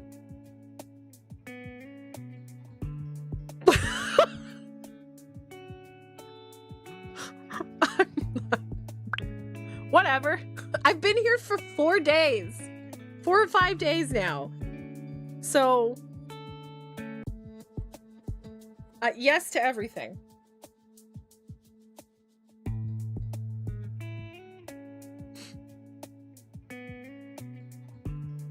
Yep, meeting up with him tonight. Vega stares at me, silent and shocked. That's not weird, right? She blinks a couple times, coming back to reality before bursting into a massive smile. Oh, my stars. No, of course not. That is so cool. Oh, my stars, Aqua, you're so lucky. Vega squeals, giddy with excitement as she grabs my hand from across the counter. Okay, we're fine. Everything's fine. You are literally living my dream right now. Promise me you'll tell me everything tomorrow. I need all the details. She looks at me with an intense expression and grips so tight, I worry. You have my word. Come to the diner tomorrow for breakfast and I'll give you all the details you want. I'm gonna kiss and tell. I reassure her before adding more seriously. Just promise me you won't post about this on a fan forum or something. Promise. I'm great at keeping secrets, she says with a wink. Girl. And I do believe her. Hey, Roswell. Hey. Something came up and I won't be able to make it tonight. What? I hear Seta's voice call from the other end of the line. Sorry. I had you on speaker. It's all good, Aqua. We totally get it. Whatever. His voice now sounding more faint. Don't listen to him. He'll get over it. I'm sorry for disappointing you guys. No problem. All good, Aqua. There's always next time. After thanking Roswell for their understanding, I hang up the call and return my palm pad to my pocket. Seems like you're a popular one. Tayo remarks from his seat in one of the booths. He had come to the diner a few minutes ago before I remembered to call Roswell. Says the literal pop star. Hey. Tonight, I'm just a normal person, remember? He chides lightheartedly, getting up from his seat. Ready to go? Yeah, follow me. The two of us head across the atrium to the Wayfarer's Rest, where Lara greets us with his usual "Welcome, dear guest." I like that Lara Lara just gets to see me like bagging all these hotties one after the other. I think that's great. He gives me a knowing look as we walk through the beaded curtain at the back of the bar to the more quiet seating area. Tayo selects a booth at the back, activating the holograph menu projecting the moment he sits down. Well? I'll get some Quillium. Would you like some too? Am I gonna get high with this bass boy? No, thanks. I've had a pretty strong reaction to it, so I'll get something else. I'll just get... I don't remember what this is. Once Tayo submits the order, a message flashes across the projection. Dear guest, due to the high volume of customers, we humbly request that you please come to the bar to pick up your drinks. Thank you for... Oh, Lara's done this on purpose. I'll go grab them. I offer getting up from my seat. I'll be waiting. Gonna date a pop star. Gonna date a pop star. When Lara's eyes meet mine from across the bar, I immediately regret offering to grab the drinks. He looks at me like a cat who's just spotted his favorite toy. Number 26? Yes. Of course. Just one moment. Lara lifts a tall bottle of Quilum from the shelf and pours the shiny liquid into a waiting glass. Well. You see... You seem to be keeping yourself busy, Lara remarks icily. KL the other day, an idol tonight. Lara tuts. Greedy, greedy. He places the 2 glasses on the counter in front of me, looking at me with a smug expression that has me gritting my teeth. He's trying to upset me on purpose. Too bad I refuse to give him the satisfaction. Jealousy is a bad look on you, Lara. Me? Jealous? Don't be a fool, Aqua. If you don't want me to think that, then mind your own business, Lara. Bye. Thank you. Tayo says as I hand him his glass of Quilum. It's no trouble. I take my seat across from him and take a sip of my sumokta. Thanks for inviting me out tonight. Tayo chuckles. I just appreciate that you said yes. Just one little tiny small thing before we get started. He opens a holoscreen and slides it across the table. Oh, it's an NDA? He can have me sign an NDA? Oh my god. This is amazing. What's this? Just a standard legally binding non-disclosure agreement. You understand, right? He says with a smile and a nonchalant roll of his shoulders. I guess so? I pick up the holoscreen and begin to skim through the document. The signatory will hereby commit to not sharing confidential information regarding their relationship with Tayo of Xfinity. Sharing any confidential information is defined below result in legal action from Crashing Wave Entertainment. The confidential information includes, but is not limited to, the nature of the encounter and the fact that it occurred, the details of any activities, sexual or otherwise, engaged in during the encounter. Any person... I just realized I don't know how far this game goes. It's fine. Any personal information shared with you about Tayo, other Xfinity vendors, or Crashing Wave Entertainment staff. Oh my god. I think to myself, this is a freaking hookup contract.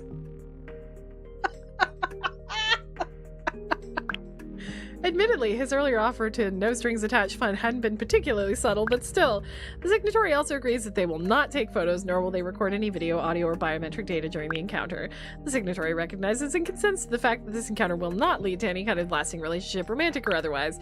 This encounter will last no longer than 9 standard hours unless both parties mutually agree to remain in contact.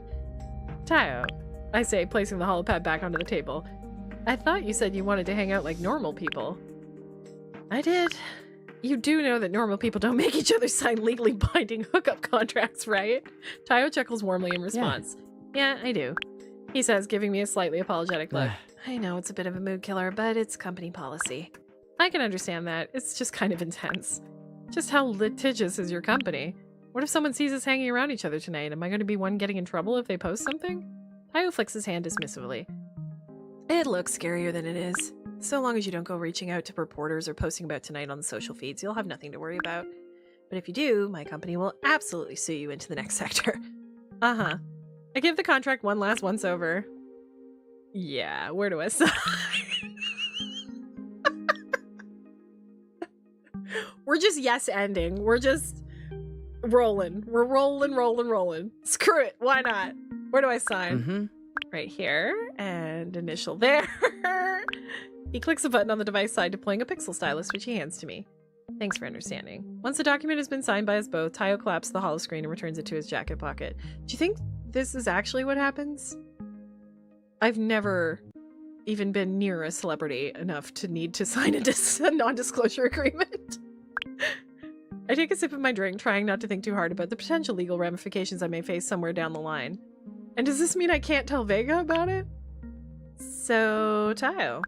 I bet you've gotten to see a lot of the galaxy with touring and all. Do you have a favorite place you visited?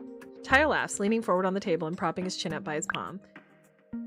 Oh, that's tough. I'm not sure if I can pick just one. How about a top 3 then? Yeah, I think I can manage that. Let me think. He presses a slender finger to his lips, an exaggerated gesture of consideration. All right, I've got it.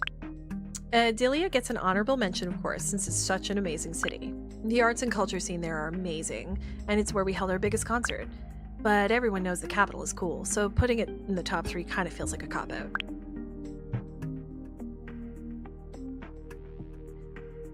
Sorry.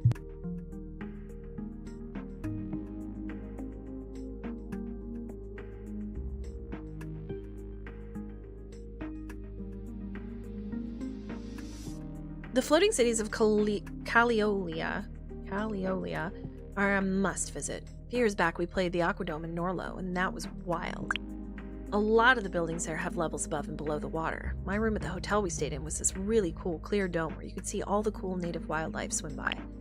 The sleep tanks had a clear bottom too. I woke up in the middle of the night face to face with this bioluminescent fish thing called a gulper that is basically 99% teeth.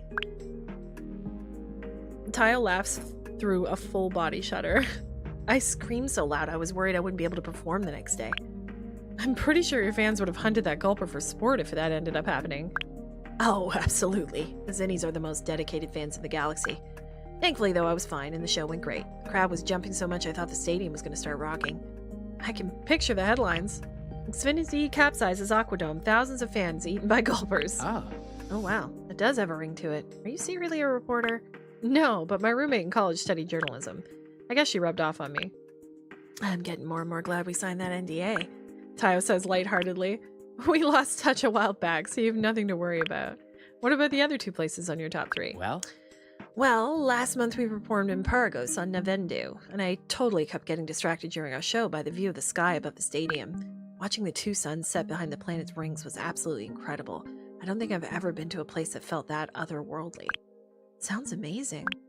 It is. You should absolutely visit if you ever get the chance. Or patch into a holosim. Holosim? Holosim. I can read. I think the holosim would probably be the more realistic and affordable option. I'm not sure when I'll be able to take time off to travel. Running your diner must keep you busy. Have you gotten the chance to visit anywhere cool yourself? I can't say that I have. The only places I've ever visited off this station have been back in the Helios system. What? No way. It's too bad. If I could make a recommendation for your first interstellar vacation, you should go to the Quolato Isles on Naru. I've seen a lot of places and visited a lot of worlds, but honestly, nothing compares. Pale pink sands on the beaches, water is the perfect temperature, and at night the ocean glows with the billions of tiny rotolo that live along the coast. It's absolutely magical, and if you go at the right time of year, you'll get to see all 3 moons in the sky at once. It sounds like paradise. It is. Uh-oh. Oh my gosh, is that Tayo? I stiffen at the sound of his name, my shoulders tensing as I feel eyes burrowing into the back of my head. It totally is, but shush. Who is that with him? A human? Looks like you've been spotted, I say under my breath. It seems so. It was only a matter of time. I'm honestly grateful I was able to sit down long enough to finish my drink. He shoots back the final dregs of Quilum in his glass and clears his throat, raising his voice just enough for the patrons staring at us to catch what he's saying. Well, I should get going. Thanks for taking the time to chat with me. As he leans down to pay, he lowers his voice to a barely audible whisper. I'll be in room 217 on the guest deck. Finish your drink and come meet me there. I give him a silent, subtle nod, and Tayo grins in response. What am I doing? Bye then. See you.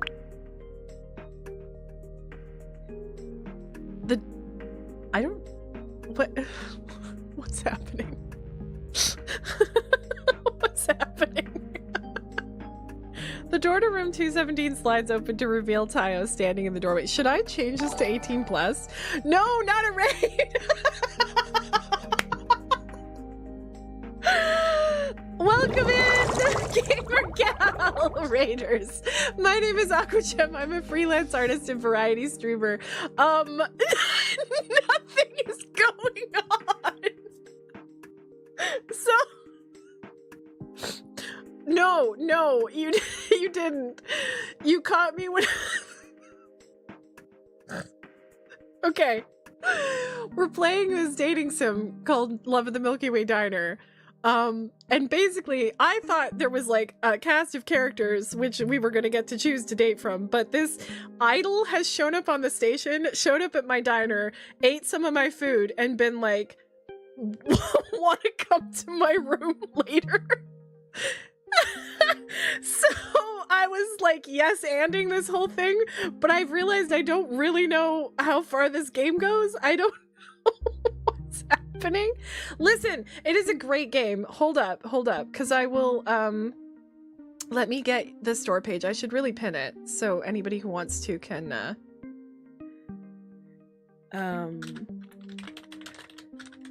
check it out. It's Canadian made, dev. We played the demo a while back on Steam. It's out for early release right now, so I'll pin that up there. There we go. Yeah, and he had me sign a non-disclosure agreement. And I was literally like, because like we got spotted at the bar and he was like, just come by my room later. And I was like, okay. So now I've just arrived at his room and I'm like, should I change the stream to 18 plus? I think I might do that just in case. I'll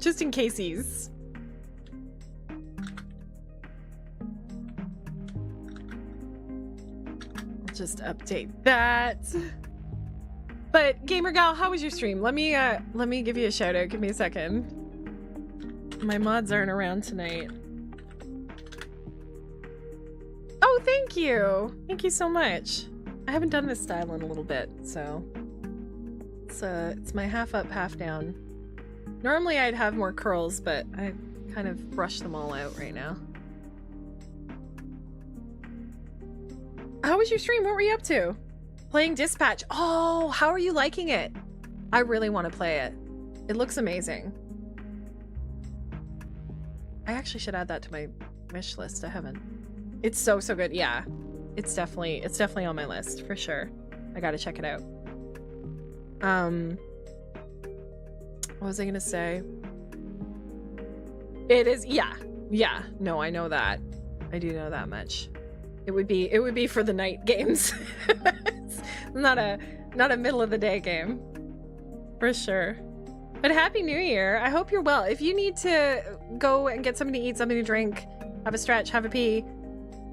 There's peeing in the first episode? Dang. Just full frontal? Amazing. Yeah, if you need to go take care of yourself, I totally understand. Please do that. And I really appreciate you raiding in and bringing your community in. And raiders, if you want to stick around, feel free to hit that refresh button, hit that follow, have some fun with us. We're about to... and keep in mind, all of these there's very few humans. I am a human in this game, but a lot of them are aliens. This idol guy is a Naru, which means he's kind of like...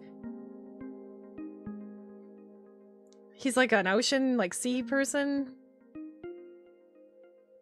I was like, yes, but also what? What happened? You know what's funny? I had never really played dating sim games until I started streaming. So, like, a lot of this is very new for me. I don't play them very often. We played Arcade Spirits, and then we played Arcade Spirits 2. And then, what other dating sims have we done? I need to play Date Everything. That is absolutely on my list as well. Because that just looks like so much fun. Anyways, here we go. Wish me luck. I don't know what's happening. The door to room 217 slides open to reveal Tayo standing in the doorway. I don't know what this image is going to be. Is he going to be clothed? Okay, he's just took his jackets off. Just a little hip action. He shed his sweater, revealing his toned arms and shimmering sea green skin. So this is our idol boy. Hey. I mean, how often do you get a chance? How often do you get invited? Oh, they're red. Oh, red means... We learned earlier that red means aroused, so... I do want to stream it, but I might turn off some of the settings if I'm streaming it. I get a little flushed. I get a little, self-conscious. So I don't know where this is gonna go. But we know what red means. Hey. Tayo reaches forward and takes my hand in his. Come on in, he says, pulling me into the room. The door closes behind me automatically the moment I cross the threshold, and Tayo steps closer to me, still holding my hand. I watch as the magenta of his tendrils starts to shift into a bright, vivid red. I don't know how much this is going to describe. May I kiss you? He asks, his voice smooth and seductive. By all means. He lets go of my hand and reaches up to cup the side of my face before placing his soft, cool lips on mine. Tayo's kisses start off soft and slow, his thumb gently sweeping at the side of my cheek. His lips and skin are cool to the touch, but not unpleasantly so, and I find myself giving in to the pleasure of this new feeling. Gamer gal! Stop! Gradually, the intensity and pressure of Tayo's kisses grow stronger and more sensual. The hand that was on my cheek travels to the nape of my neck while he gently holds my hip with his other. I match my movements to his, kissing him back with the same feverish pace. Instinctively, I reach up to run my fingers through his hair, only to be met with thick tendrils instead. I quickly pull my hand away, both startled by the unfamiliar sensation and unsure whether or not such an action was polite or acceptable. Sorry. Don't be. It feels nice, he says, before crashing his lips back into mine. When Tayo finally pulls away, I'm left breathless and hazy. I take a deep, centering breath and look around the room to get my bearings. Do we need to hear about the layout of the room? Are we... Okay. The layout is nearly identical to my own apartment, just slightly smaller. Surely a bit austere for a famous pop star's taste, but familiar and cozy. Like it? I figured you'd prefer a room with a bed over one with a sleeping tank. I appreciate the thought. Will you be okay, though? I was under the impression Naru needed to spend their nights underwater. Don't worry about me. I had a good long rest this afternoon on my ship. I won't need to be back in the water anytime soon. The ambiance. He leans closer, his lovely voice whispering in my ear. You and I have all night to entertain ourselves. About that. Tayo pulls away. Is something wrong? It's not that something is wrong so much as the fact that...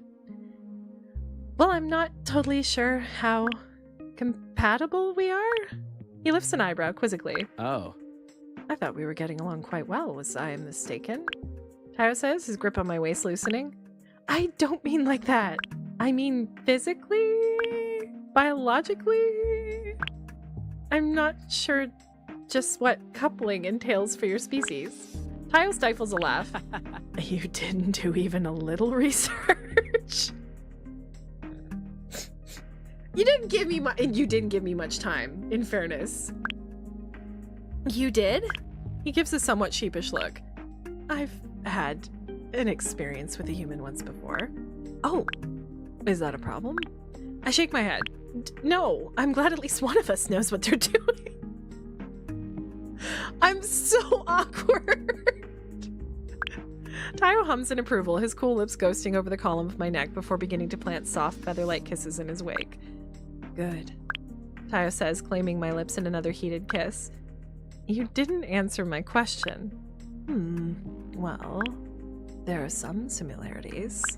He explains, leading me towards the warm, inviting light of the bed nook. Is this gonna describe anatomy? I don't know, guys. Wait. Please. That's where I'm at right now.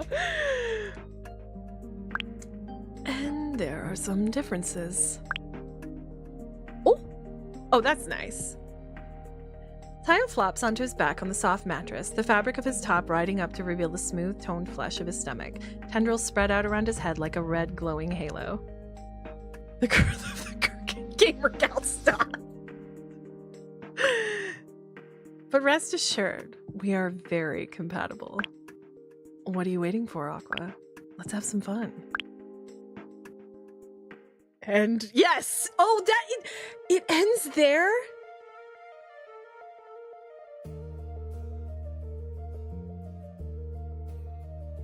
That was the first chapter?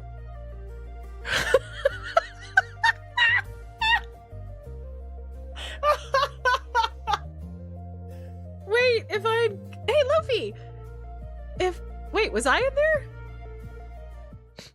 Love at the Milky Way Diner. Wait, so where's my autosaves?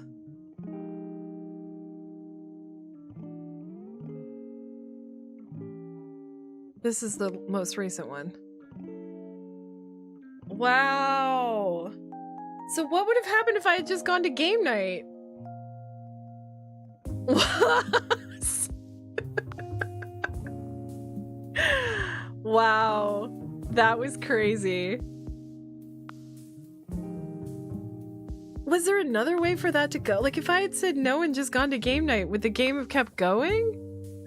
What would have happened? I didn't even see what it... Wait. Can I skip through stuff?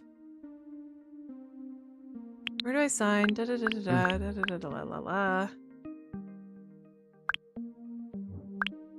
Beep beep beep beep beep beep beep. Just give me a second. I wanted one. I missed the date for chapter 2 because I was so busy being shocked that the game ended. Well. Blah blah blah blah blah blah blah blah blah blah blah blah. Is there a way to What? skip?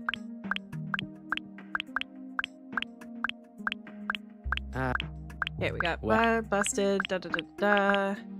Kissy kissy kissy. Wee. Good stuff. La la la la la. Wonderful. The descriptions are good. Oh. Yep. It's all good. No problemos. Also, was I really naive enough to think he had never been... Like, he's got... Okay, flops on the bed. D. Very compatible. Let's have some fun. Game ends. First of all, I want to see...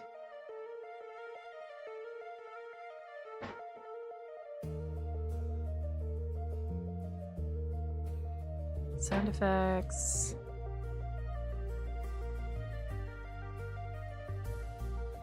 Beta access. No, I don't think I was in there. I think I was just early access. Spring of 2026. Okay. Love at the Milky Way Diner. Well, that was cool. Do I get to see... No, I guess all my photos are in my Palm Pad thing. Should we go back and see and do game night instead and see what happens? Because we have like half an hour before I was gonna end stream. Oh, maybe I can't go back that far. Oh no, it didn't. The autosaves only, it's only 4 autosaves. I'd have to go way back. Oh wait. What is this? No, that was last night.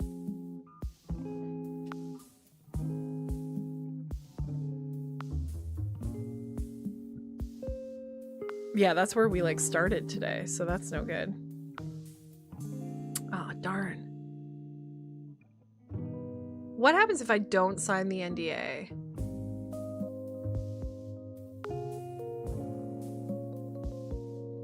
But I've already decided I'm not going to game night. I kind of want to see, though. Yeah, I'm not signing this. I see. Guess that's that, then. Yeah.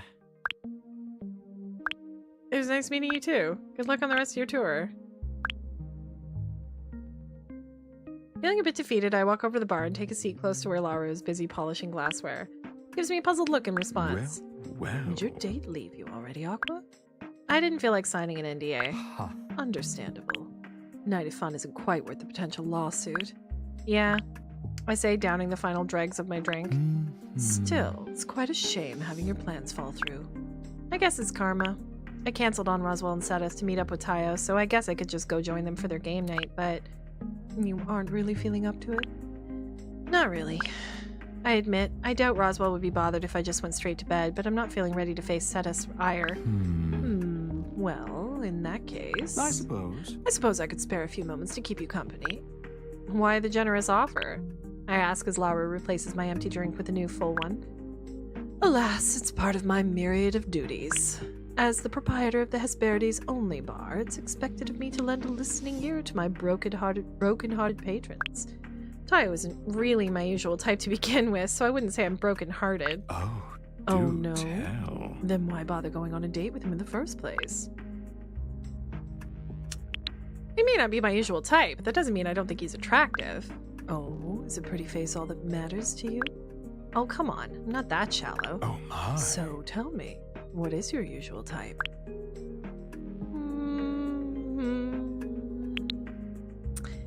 I like a challenge. A challenge? Yeah, you know, a challenge, a chase, a little back and forth. A little, what is it your humans like to say? Cat and mouse. Lara muses as his tail flicks behind him. Exactly. How about you? What's your type, Lara? Curious. Quid pro quo. I told you my type, so tell me yours. Let me think. I'd say I'm attracted to strong-willed individuals.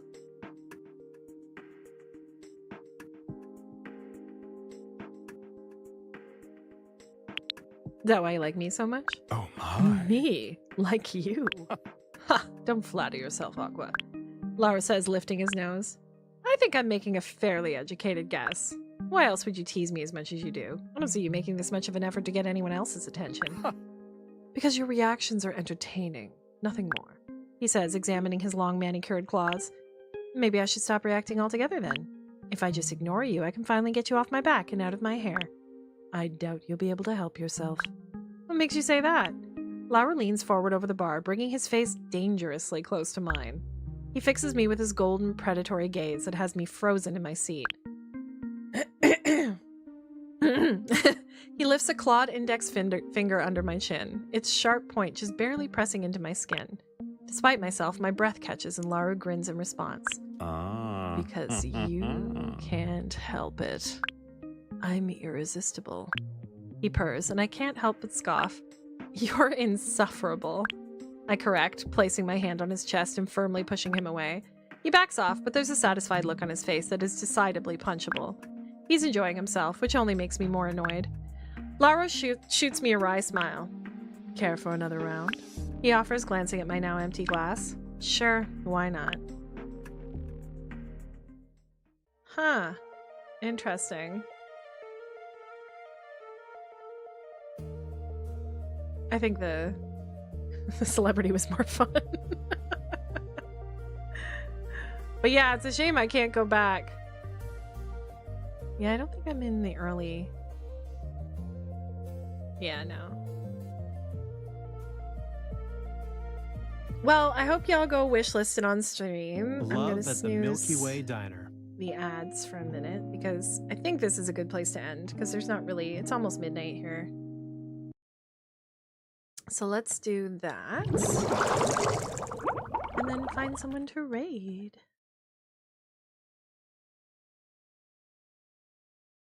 Do, do, do, do, do, do.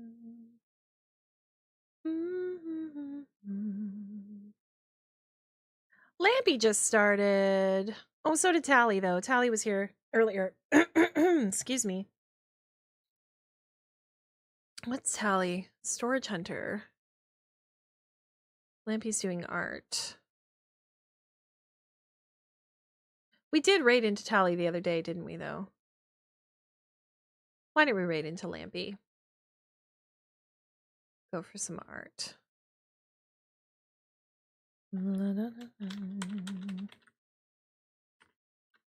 I can spell. There's your follow raid message and your sub raid message. Thank you everyone for hanging out with me tonight. I had a great time. I'm sad that that's over, but actually it's nice that we finished it because now we can get into something else. I did want to play Lake next week. I want to check that one out because you get to be a postie like me in real life. So I will be back on Monday, because next week I'm going to be in Ottawa at the Ottawa Comic-Con Winter Edition. convention. So if you're in the area, come say hi. It's free to get in. I'm going to be at table 219. But I will be streaming Monday. I was going to have a movie night on Sunday. I don't know if that's going to work out anymore because I'm bringing my son back to college. So I will let you guys know in the Discord about that. Let's give Lampy lots of love. I'm going to slap on the end credits and say thank you for all of the subs, the bits, the raids, and all the love. Y'all are wonderful. Thank you so much. Please take care of yourselves. Have a wonderful rest of your weekend. We're going to raid into Lampy very soon. Let's give them lots of love, and I will see you soon. Bye. Oh my god, my throat. Let's try that again. Bye.